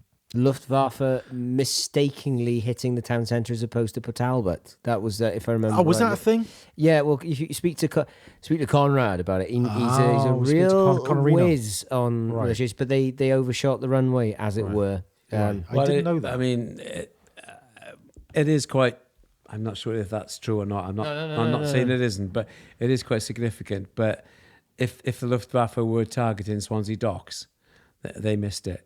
Yeah. Oh, by a long. Basically, by a long and it 3 days and 3 nights of bombing hit the town centre. And the story you're alluding to is him with one of his best friends around here, Bert Trick, who owned a grocer shop just down the road from where we are now. communist grocer. The communist grocer. The one who did Band more name than extraordinaire. The best band name ever. yeah, the one who did more than anybody else to encourage Dylan to actually make his work public. The record is of the two of them standing in the rubble of war-torn Swansea saying, "Our Swansea is dead." I mean, that is quite emotive. Yeah, I mean, absolutely. I mean, I did sort of feel quite strongly like what that would be like, kind of standing there making that Like the stark death of a kind relative. Yeah, I mean, can you imagine? I mean, Death of a loved one. that kind of picturesqueness, the kind of beauty of the town, and suddenly you're presiding over just rubble and snow. It's coming and back just though. dust. I mean, it's just horrible. It's coming back. Yeah, it is. I think slowly it is getting there. Interestingly about the Bert Trick thing, I mean, that's on the corner of Oakwood Road and Glanbridden, I think, isn't it? it is. And Isn't that the top of your street? No, I think it's a slightly different street, mate. But very close to me, very close to me. Not far from here. Not very far from here. It is in the Brimmill area. And that building, I mean, it's got the kind of wooden plaque on the wall. But it's a really pretty little building now. I don't know what I think there's like an IT company or something in it now. But there's no signage about There like should what still be a business. grocer's. But it is such a yeah. Well, you know what? Why not though? I mean, you know, it's got that's coming back. It's got the little balcony around both sides of the building at the top. You've of shown it to overlooking- me. Yeah, it's We walked really past pretty. it and you said that's where the offices for Yeah. I mean, Frequency House should be. Yeah, absolutely. Why not? Bertrick's contribution is huge, to be honest, because Dylan was writing this stuff and Bertrick was telling him, you should make it known. You should let other people see it. You should, he was pushing him. So fair play to Bert on that level. Yeah. I mean, it's just kind of nice that I think really with the Frequency House thing now on the Sullen Art Podcast that we're kind of trying to do a little bit more of the cultural exchanges, aren't we? Yeah. You know, and sitting in this kind of room and sort of reminiscing about that. There is one thing I do want to. I'm gonna start bashing London again. No. It's not just Swansea. There's echoes of it in. I think I said this on previous podcasts. There's echoes of this sense of identity in places like Scunthorpe, Manchester, heavy industrial towns, and in the southwest, places like Bristol, places which are just over, not Bristol per se, but there's a lot more of us out there in these small towns, provinces that are just been, we didn't have a voice prior. Obviously, when you were working at the BBC, now with the dawn of the internet, those voices are coming forward, and there's more of a greater representation of the country. And I think there's a huge parallel between South Wales and places like up north. I hate to use that expression, but there is, because it is another forgotten part of the country. He said, "Oh, don't worry about them, and don't worry about them. They're fine." Yeah, but you were going to talk about London. I mean, what's the problem? Well, it's just the seat of power when it comes. Oh God, I'm starting to sound like Alex Jones. I'm gonna have to stop there a second. What I mean is, without sounding conspiratorial, you've got no tinfoil hat, mate. No, I'm not. Right. I'm not that. But there is a. That's why I'm relieved that we were talking that a lot of the BBC's moved to Manchester, because I feel like it's grounded, and I think that's probably down to Tony Wilson at some point. But drink to his health. Now I know he's long gone, but I'm sure Tony probably had some hand in it. But what I'm alluding to is that it just feels like everything has to be filtered through the lens of London. It's not. Yes, it is, but I mean that's why. But that's why Dylan went there, though, wasn't it, in the first place? Because it's like the great. Smiths didn't. Smiths stayed in Manchester. Yeah, but no, okay. Hang on. No, Joy Division stayed in Manchester. Smiths went to London. Right. Okay. But the only sort of reference I was going to make about that is like people like Dylan would have gone to London because it was just this sprawling, massive metropolis where you think there is an entry point for culture. That's kind of. But they're gatekeeping. Yeah, it was gatekeeper. Of course, it was. Of course, he would have gone there because that's where the main poetry publishers were at the time. And then wrote everything about wanting to come home. And before he left this house where we are sitting at the moment, he had 2 collected volumes of poetry published by Dent before he left this house, because he went to London quite often. Yeah, absolutely. And he also worked for the BBC as well, didn't he? Yeah, he did. Yeah. But sort of 4 years. Most of the BBC broadcasts he did were from the Grove, further down from where we are, in the Uplands, because the BBC's main studio was bombed during the 1941 Blitz. Which is where I went to university, which is now Trinity St David's, which is they've still got the hall there, which he recorded in. Yeah, that's still there. But Dylan recorded most of his BBC stuff in the Grove down here in the Uplands. Whereabouts was that then? It's if you're on the main road of the Uplands, going out of the Uplands, you have the Lextan tanning place, right, which used to be the cinema that Dylan used to go to as a child. Close to the bottom entrance to Cwmdonkin. Yes. Yeah. So and then between Lextan and the entrance to Cwmdonkin is there's a white building there, and that's where the BBC had to revert to because their main place was bombed during the war. There was a lot going on in the Uplands, mate, wasn't there? It was massive. I mean, Dylan's link with the Uplands is huge. If you go to present day Uplands, there's one of the most popular places these days is Noah's Yard. And Noah's Yard was an ironmonger's at the time that Dylan refers to that he went to. If you go next door, it's the Uplands Tavern, which Dylan frequented as one of his Uplands drinking Hotel, I think places. it would have been, If you go next door to the Uplands Tavern, it's Subway Sandwiches, which is Mrs. Cadwallader's sweet shop, which Dylan writes about. You go a little bit further up, it's Lex Tannin Studio, which was a cinema that Dylan recalls seeing so many films in as he was a kid. If you go up from Lex Tannin Studios, it's the Grove where he did most of his BBC's recordings. You're all within less than half a mile. What do you make of the Uplands today, then?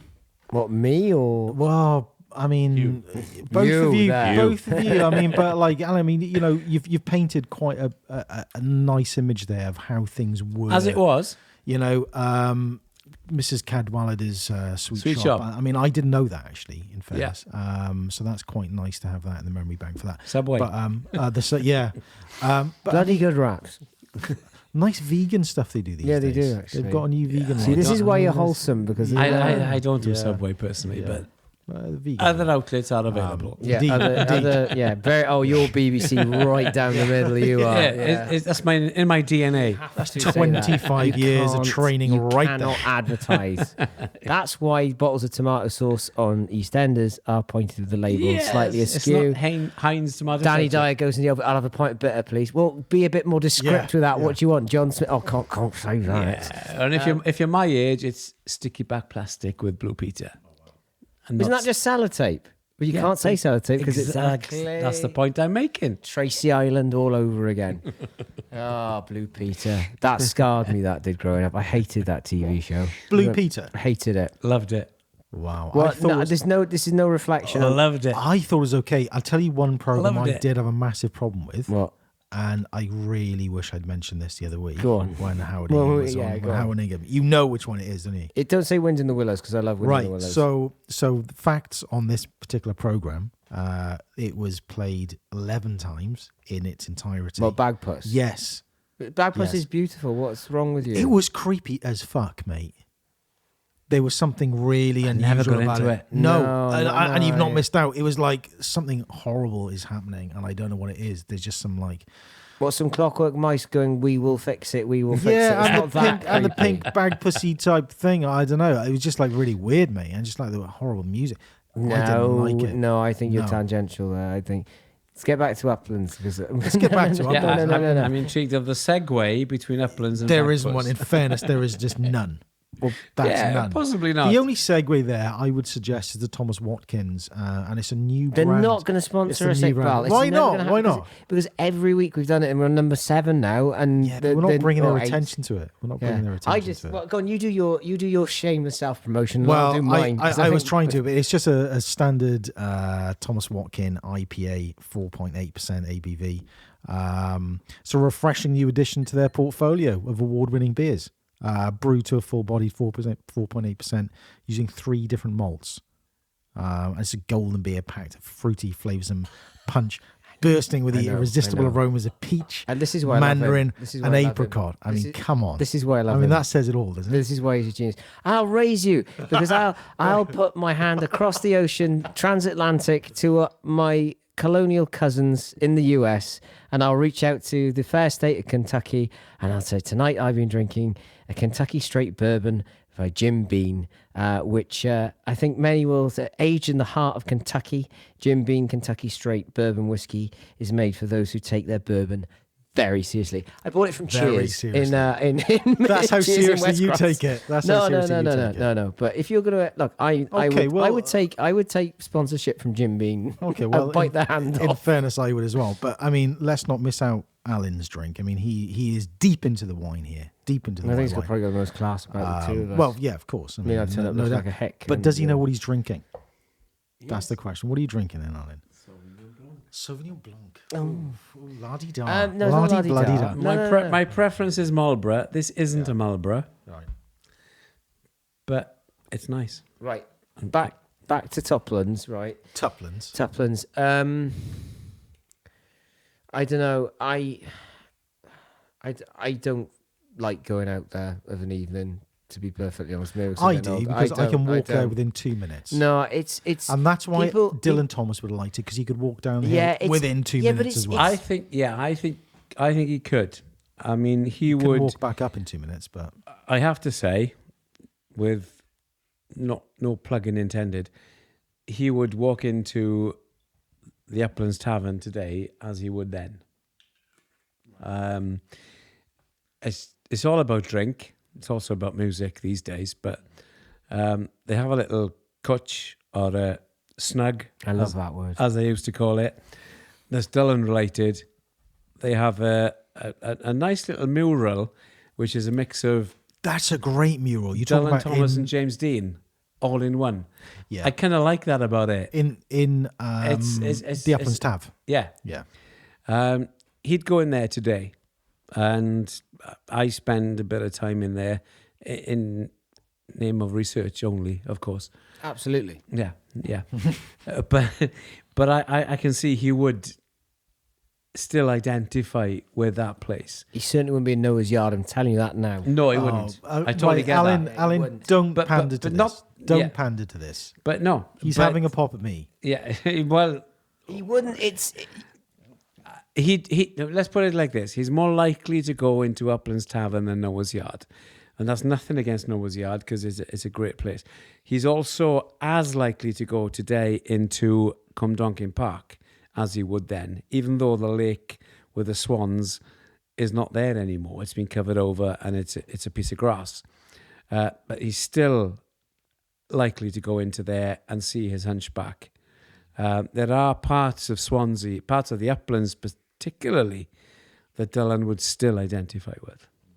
No, what I was just going to mention there, Alan, was future projects and what you're currently working on, because I understand you're doing a bio with Carwyn Jones himself. I am with our former First Minister in Wales, the one who was First Minister on 3 governments in the Welsh government. I'm putting his story together in conjunction with him, which is kind of nice. It's one of those professional decisions that you have to be aware of, because at the start of the year, I decided that I didn't really want to work on any kind of co-writing with any individual, sporting or otherwise. And then a few months into the year, I get a call from Carwyn Jones related management company who says, do you want to write a story? So I'm thinking, okay, let's suspend that initial professional decision, and I will go with it. So, and I'm glad I did, because it's been completely different. It's quite an insight into the life of somebody who's kind of led the politics of Wales for the last nearly 10 years. And it's been fascinating. So they approached you, Yeah. to do this book with him. Yeah. Have you? I mean, I'm assuming you've met him at some point as yet, or have you? Sort of not quite got that point yet? The way that once the initial approach was made, we had discussions, and at which point you have to decide what kind of project does the subject want to call him that, and what kind of project am I happy to work with. And it worked out quite well, because Carwyn Jones said at the first meeting that he didn't want a properly perceived political memoir, which I was happy with, because I wouldn't want to really write a political memoir. When he said that his aim was to write a story of his life as a, if you like, a human being, then I thought, right, I'll go with that. And then we've met, I think it's 8 or 9 times, at which I record our conversations and I write from our recordings. And I pretty much nearly finished the book at the moment. But it's called Not Just Politics, because Carwyn's aim was to write about his life, not just politics. It's a difficult one to kind of get into on a podcast, isn't it? Because it's like book being out there. So, Yeah. so kind of like, where'd you go with I can tell you what I want. I can tell you what I want now. Yeah, you're right. You're right, Simon. We got to push it because that's the whole. You That's the whole can't. It point. would be We discourteous. want the scoop. We want the scoop. No, I don't expect that to be No, fair. no. You know, But 'cause- yeah. quid pro quo, Clarice. You tell me things, I tell you things. No, but no, it's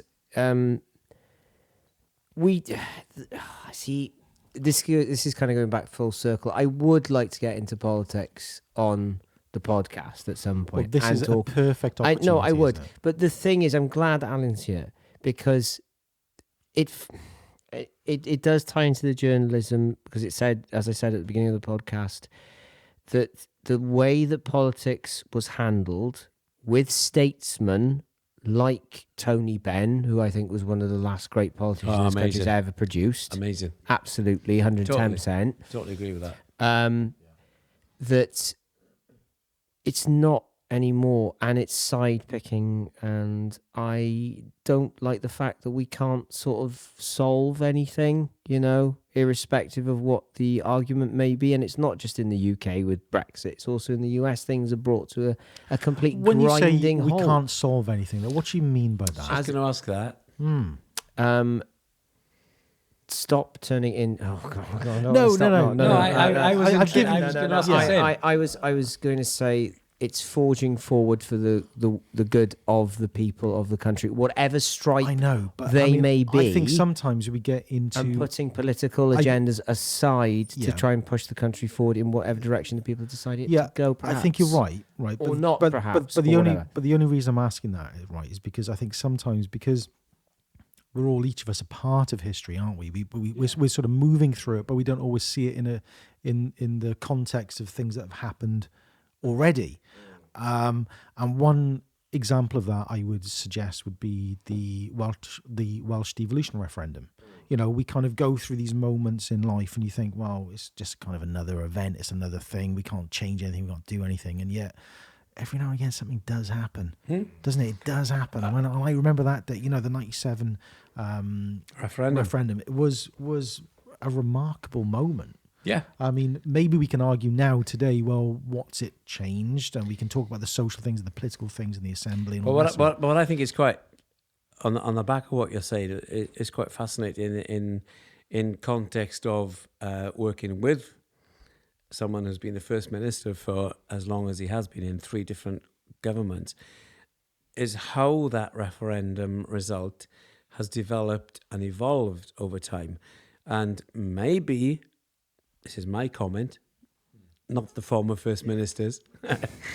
Other opinions are available. Yes, but they don't count because this is mine. Spoke like a true man, Leslie. Yeah. But I'm not sure they've actually sold what's actually happened since 1997 as positively as they could have, because what's actually happened since then has been hugely significant. Now, you've gone from an administrative setup when the Assembly was first formed in 1999 elections to start in 2000. You've gone from that, which is predominantly administrative, to now you have a Welsh government. The word Assembly government has been dropped officially years back, which isn't also appreciated. You've got a Welsh government now who has lawmaking powers and limited tax-raising powers as well. I don't think that's been sold very well to us as Welsh people. No, it hasn't. I think though. No, they can't. They couldn't possibly let us know that we have autonomy, self-decision, decision making. Yeah, I mean, there are so many areas that have been increasingly devolved over the years since 2000. For example, the foot and mouth epidemic. Thank you. No problem. The foot and mouth epidemic that happened. That the full powers of agriculture wasn't devolved to Wales during the full foot and mouth epidemic. So they were in a position of having to deal with foot and mouth, but without having the powers for foot and mouth devolved to them. I mean, that's changed now. Now Wales has the full, and there's so many changes have happened, but we don't get that. And where we are now is so far further on to where we were in 1999. It's quite substantial. Yeah, I think Wales has moved along in those 20 years or so, plus years. I think the obvious, not comparison, but the obvious thing to raise, though, is it worth doing? I don't know. But Go on. Is the referendum, isn't it? What referendum? Well, the devolution referendum in 1997. I know this is slightly going off into a highly charged potential political conversation. And not cultural either. Well, and not. Well, maybe it is cultural. On the table. I've maybe it always is voted cultural. Lib Dem, and I always will vote. Well, Lib no, Dem, I wasn't gonna get into It's not that. about party politics. No, but I agree, Alan. I'm getting I agree, that. Alan. Yeah, you just say that. Go on, you say that. I agree. Yeah, I'll just step back and let you two get at each other. So, I mean, we've we've kind of sort of meandered into this sort of grey zone between ourselves and the podcast, Alan, before about the kind of political thing. But no, the point I was almost kind of getting to a little bit there was 1997 was a referendum in Wales where the yes vote voted, I think it was like 50.3% for the referendum, and it was 49.7% for the no campaign. But obviously that was endorsed and that's moved forward. We've had a referendum of note, the Brexit referendum today. Don't get me started on no, that. but I don't want to go. I don't want to go too deep, right? I don't want to go too deep. No, I think you should. But the only thing I'm just trying to make a comparison of there, and I've got a very strong opinion of that, which I won't go into. However, it's times have changed, times have moved on, but there is something about the rule of law, and it's about democracy that it almost set a precedent, didn't it, in 97 for us today. It's like, there's a referendum that was undertaken as sort of nationally changed the sort of picture of the country, and something similar has happened today. We're almost, catastrophic. Yeah, but the arrogance I think that's happened is that when the Westminster government go for, this has nothing to do with politics, with culture at all. Again, this is my disclaimer, that when the referendum for Brexit was ventured on, there was no attempt on behalf of the Westminster government, and David Cameron particularly, to ask any advice from Scotland or Wales, who had been through referenda previously on how to conduct referenda, what the principles for referenda were. It was a case of, you've had yours, but you know what? It doesn't count. This is the most important one. And Cameron specifically thought he could battle the whole thing through on his own without reference to anyone else. And even though there was a precedent within the UK for holding referendums,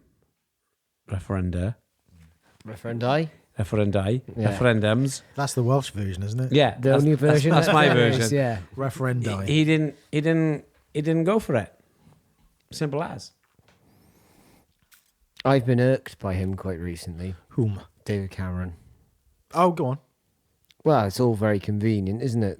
Country's in an uproar, and he's just released a book. Yeah. Food that banks, did. people having to wait months for cancer treatment, and now he's released a book. And That's great, isn't it? yeah, I mean, I think a cynic would certainly say, well, not even a cynic, is it? I'm trying to tread the line as carefully as I can. Let's be honest, right? I'm trying to tread that line carefully. Well, look, I just mentioned one of the biggest neocons ever, which was William F. Buckley, who was a bit of a hero. Oh, of mine, we're so, back to him. Yeah, but you know what I'm saying? I mean, like, they're good and bad within all strati of the political parties.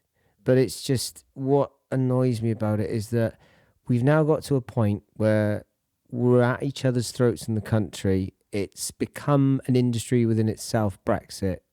We're talking of the rump parliament. We're always going back to the times of Lord Protector Oliver Cromwell. And then all of a sudden, we've got a Sunday Times supplement on David Cameron. You know what I mean? In terms of context, if there was a severe emergency or disaster that befell the UK, I don't think we'd have the people here to make a jolly good go of it, sort things out for everyday people. I couldn't possibly comment.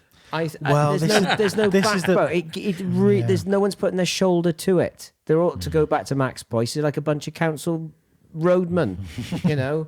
It's like, what are you doing? It's a difficult one to kind of go, right, because like just on the basis of the current referendum, right? Yeah. Which you know, it does sadden me as well. It's like you know, I've got my own fairly strong opinion. I mix with people who are equally as robust about their opinions, and they differ from mine. Not always, but I'm not. I don't cease being friends with people. I don't cease talking to people. We still attend the same things, you know. No. But it is interesting. I kind of feel culturally, which is why I think, Alan, it's good to have you on at the moment doing a book about Carwyn and looking back over the life of a particular period of time in politics, which is it's always very interesting. Mm-hmm. But, you know, we are moving through, like I was saying before, we're moving through a period of history which we don't always kind of have a sort of conscious awareness of. And so it's nice to kind of take a step back sometimes and go, well, look, this is what we've achieved. This is what's happened. This is where we're at. And sometimes that helps put the roadmap forward, doesn't it? It's for other people to go, well, okay, we've achieved X, Y, Z. We've got a bigger budget, for example, in Wales. We've got a certain level of autonomy and independence and tax raising powers and a greater budget. And we can free do prescriptions. Don't forget them; they are absolutely vital. Yeah, I mean, I'm trying not to be, you know, exclusively political, but no, I think, I mean, this has got to be a really interesting topic for you, though, Alan. I mean, you know, I mean, how big a project is this, though? Because I mean, he's been there for a long time, isn't he? And he's had his ups and downs. Let's be honest. Yeah. Yeah. Well, that's a different issue, but to kind of what I prefer to do is to look at the bigger picture. Like I referred to earlier that any sport writing I do isn't about the actual minutiae of sport tactics, etc. It's about sport as social history. Well, equally true, it's about looking at the political situation in the bigger context, and hopefully not in a party political way either. Because another book I'm co-writing at the moment with former Carmarthen MP Gwynoro Jones, who was in real head-to-head battle with former Plaid Cymru leader Gwynfor Evans, who was also a former Carmarthen MP, is about the whole issue of devolution, as in Plaid Cymru claim that devolution only happened because of them, whereas Labour say we were extremely active in devolution as a Labour Party. So that's a fascinating area, isn't it? I mean, I'm flipping heck. I mean, that's very tribal. That's a very tribal, polarized kind of view. I mean, I've published a Welsh language book earlier on this year about Gwynoro Jones and Gwynfor Evans, which is pretty much about their own personal battle with each other. But the English language version that I'm now working on, side by side with the autobiography or the biography of Carwyn Jones, the First Minister, is to do with Plaid Cymru's attitude towards devolution and the Labour Party's attitude towards devolution. And the working title is Whose Wales Was It? Was it Plaid Cymru's? Was it the Labour Party's? Because if you actually look at it in terms of history, it's the Labour Party who established the first ever Secretary of State for Wales. And in doing so, they were the first party who recognised that Wales was a different entity to the rest of the UK. So, I mean, I think in fairness, in retrospect, I mean, I was involved campaigning and canvassing on the street, kind of leafleting, collaring people to kind of vote either way, and I was campaigning for a yes vote, right? Yeah. And I remember one day in town, pretty much just outside McDonald's, one woman was basically just walking past, didn't want to know, didn't want to take a leaflet, was quite, just, sort of rushing about her day. And I more or less literally had to collar her and basically say, look, there's a referendum tomorrow. Perhaps I can help you decide which way to vote. But there's Perhaps nothing. I can decide you to vote. Perhaps I can help you decide which way to vote. I mean, I was campaigning for a yes That's vote. why people turn away from it. Well, like I said, that's what every political party does, isn't it? the point was that there were, the interesting thing was for me that Labour, because I was. No, I understand that, but like this is one of the big stumbling. But- blocks. I think the point. To be fair, if you have a firm conviction yourself, I love you to death, man. I do. but if you have a firm conviction yourself, it's natural enough to want to pass your conviction on to other people. I mean, I felt what we all do. I felt very strongly about that particular issue for all sorts of reasons, which we don't really need to go into. I find Plaid Cymru very unsettling because any sort of nationalism does worry me. Well, that's unfair generalisation. Do you think so? Yeah. I'll edit that out. Because I disagree with you. I don't know. But I'm curious about that because Nationalism is... explain it to me where I'm missing something in my synopsis there. For me, Yeah. nationalism in terms of Wales is about existence, not superiority. Acknowledgement as opposed to domination. Yes. Right. So if you're talking nationalism as in we are the superior race, Oh yeah. I'm definitely editing this. Germany, British Empire, Yeah. whatever definition, No need to edit that. totally get it. Yeah. If you're talking nationalism as we need the right to exist and we are being denied the right to exist by other outside powers who like to put their dominance over us, I have no problem with that. For me as a Welsh nationalist, and I have and that's not a party political comment, to be fair, but for me, I just want Wales to exist. I'm with you 110% on that. But It's not about dominance. It's not about Wales is therefore better than. It's not about the Welsh. Can I just interject on that? No. All right. I totally hear you, Alan. Right. I totally get that. I suppose where I feel that Simon's coming from on that, which I have a tendency to agree with, all right, is because, I mean, particularly with my background, when there's the sort of hint of, some sort of vague nationalistic kind of sentiment on whichever level, whether you're waving the British flag around or you're waving the Welsh flag around or whatever it's going to be, it can be slightly off-putting. And, my background is that I'm of dual heritage background. And sometimes, you do think, oh, flipping out, what does it mean to kind of be Welsh at this point, And I was actually born in London, but I've grown up all my life in Wales. And those, and my first name is Gwion. Quite your name. Yeah. And, but it does make you kind of second guess stuff and kind of question things. So I do understand that, but.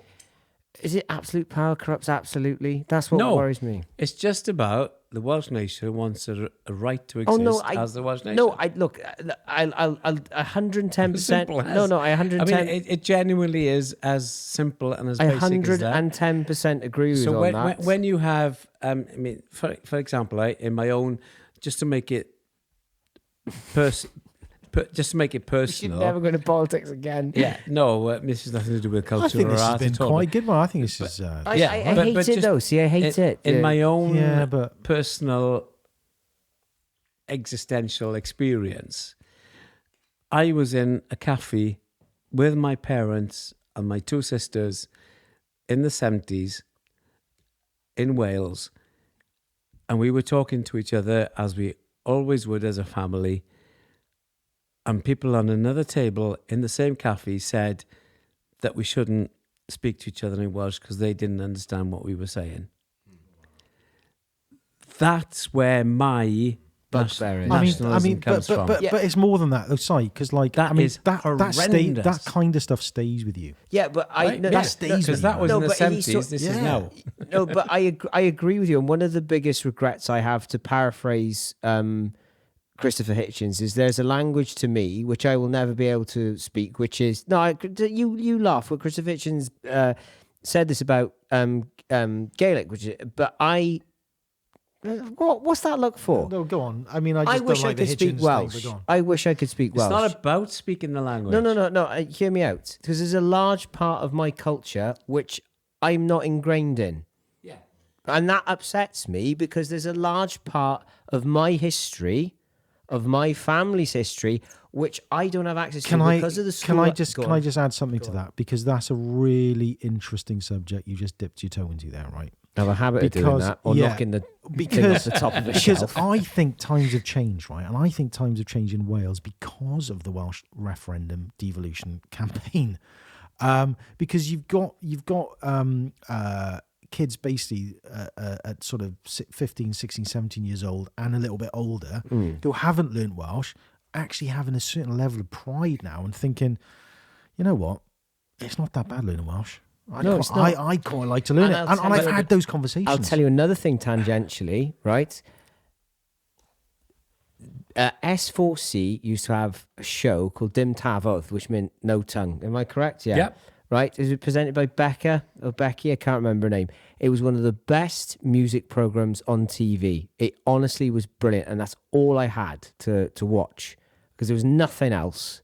I mean, I didn't have MTV, I didn't have Sky, and it was brilliant. And when I was a kid, that's what I used to watch. I used to watch Will Quack Quack in Welsh. I can't understand a bloody word of it. I didn't. But yeah, probably directing it. But my point is, I don't know, we're getting so tangential. I get frustrated because I love my country, and I hate the fact of the golden knot. Is it the golden knot? The Welsh knot. The Welsh knot. I hate that. I hate the fact that it's suppressed. I hate the fact that we are portrayed as being But the idiot. let me take that on to a contemporary setting to right here, right now, okay? Right.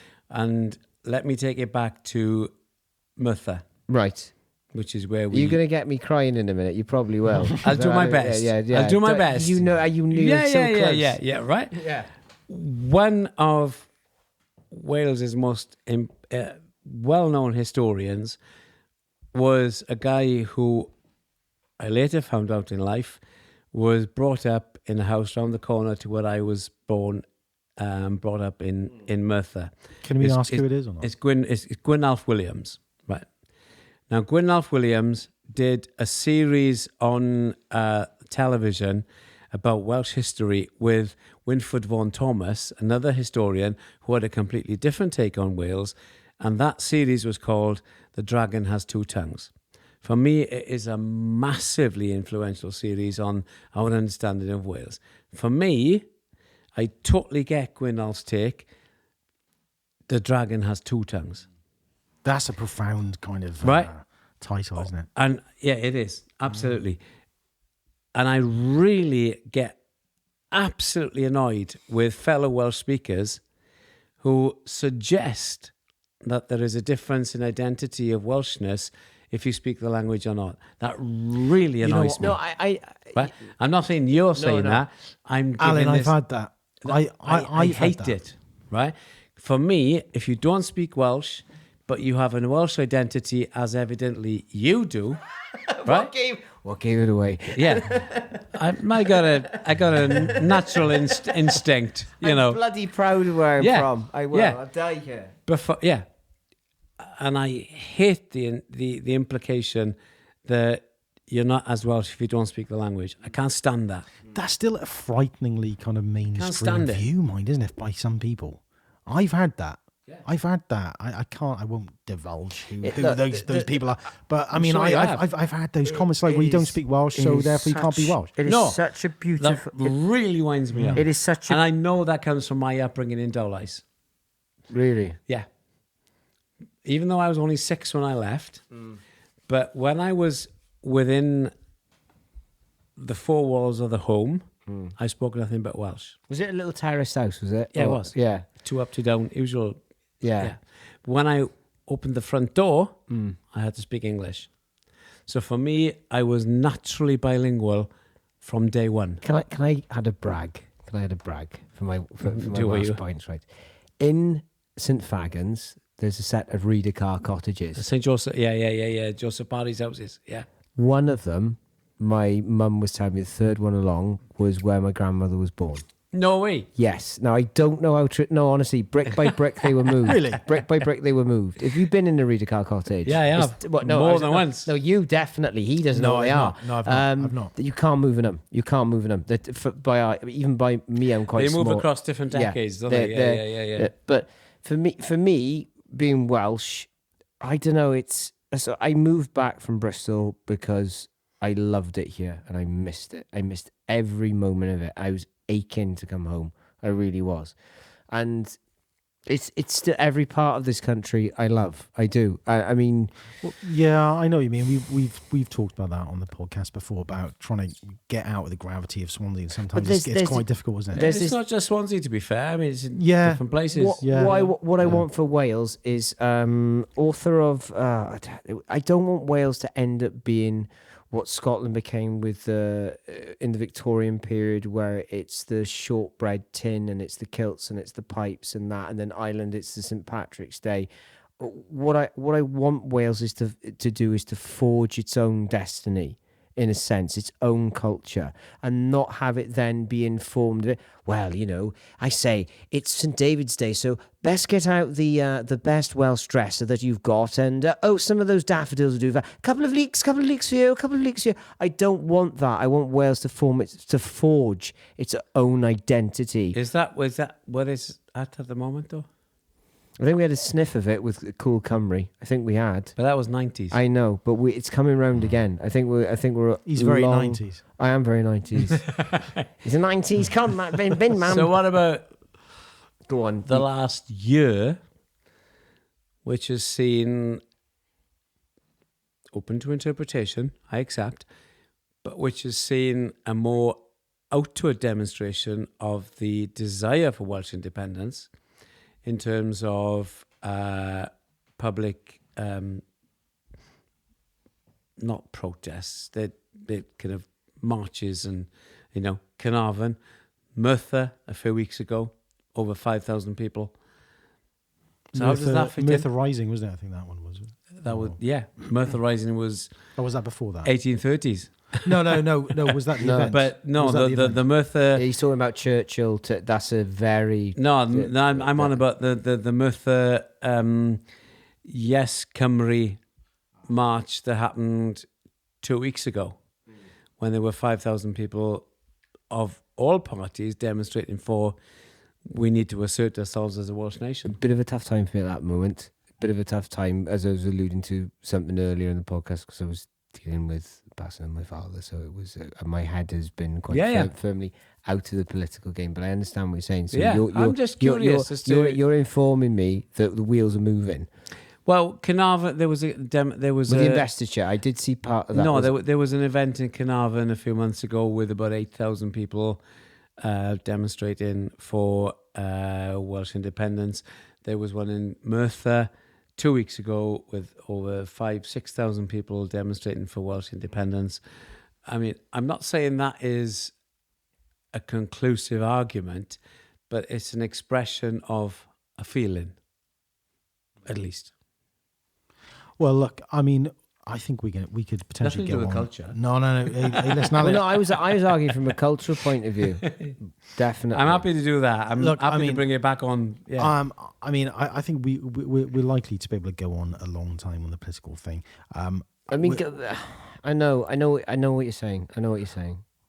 Well, look, I mean, ultimately, I'll sit back. I think we're going to have to probably start wrapping up a little bit. Don't want to, really. I know. I mean, I don't want to, and I want to get deep into the political stuff here. But I think before we do you want to talk about me more? Well, I was going to say, yeah. I'm joking. But no, Alan. I'm joking. Before we do wrap up, what I'd like to know is, I'm teasing. When, because you've got 2 books on the go. Yeah. So when are these likely to be released, and how do people get hold of them when they eventually out? I got 3 books on the go at the moment, and as it happens, I got 3 books. I've got the an English language version of the debate between Plaid Cymru and the Labour Party over so many decades about devolution. I've got the co-writing of the biography of our former First Minister, Carwyn Jones. And I'm also writing a book that's based on the experiences of army, military army. No, not army, no. Military veterans from different conflicts who are talking about their experiences. So completely different kinds of books. They're due out in the next 6 months. Who's it published through, if you don't mind me asking? Is it Faber and Faber? No, it's different publishers. The one about Plaid Cymru and the Labour Party and the devolution debate is still in discussion. Okay. The biography of Carwyn Jones is with Accent Press from Cardiff. Lovely. And the one about the war veterans is in conjunction with a government organisation called CAIS, who deal with different kind of social issues, but published by Alolva publishers in Aberystwyth. So it's different scenarios. Again, if anyone listening to the podcast hasn't been to Aberystwyth, I suggest you go there. No, I don't laugh at me because it is a beautiful place and it gets overlooked. He likes giving a plug to different places. No, Aberystwyth is lovely. No, I totally agree with you. I've been there. I love it. It is a gem. It is a little gem. I love Aberystwyth. It's good drinking town as well. It's mate. got a fantastic Good couple of drinking record shops, and honestly, it's a lovely place to go. And bookshops. And bookshop, of course. Come on. Do you want to wrap up, or shall I? No, you do the honours, mate. Thank you very much for tonight. Thank really you. appreciate it. I loved it. I genuinely hate talking about politics. I always feel like it's almost like I didn't expect that. It's been great. It almost turns it into something you shouldn't. But it's not party politics. No. That's what I think is important. No. So, in the words of the two Ronnies, it's good night from me. And it's good night from him.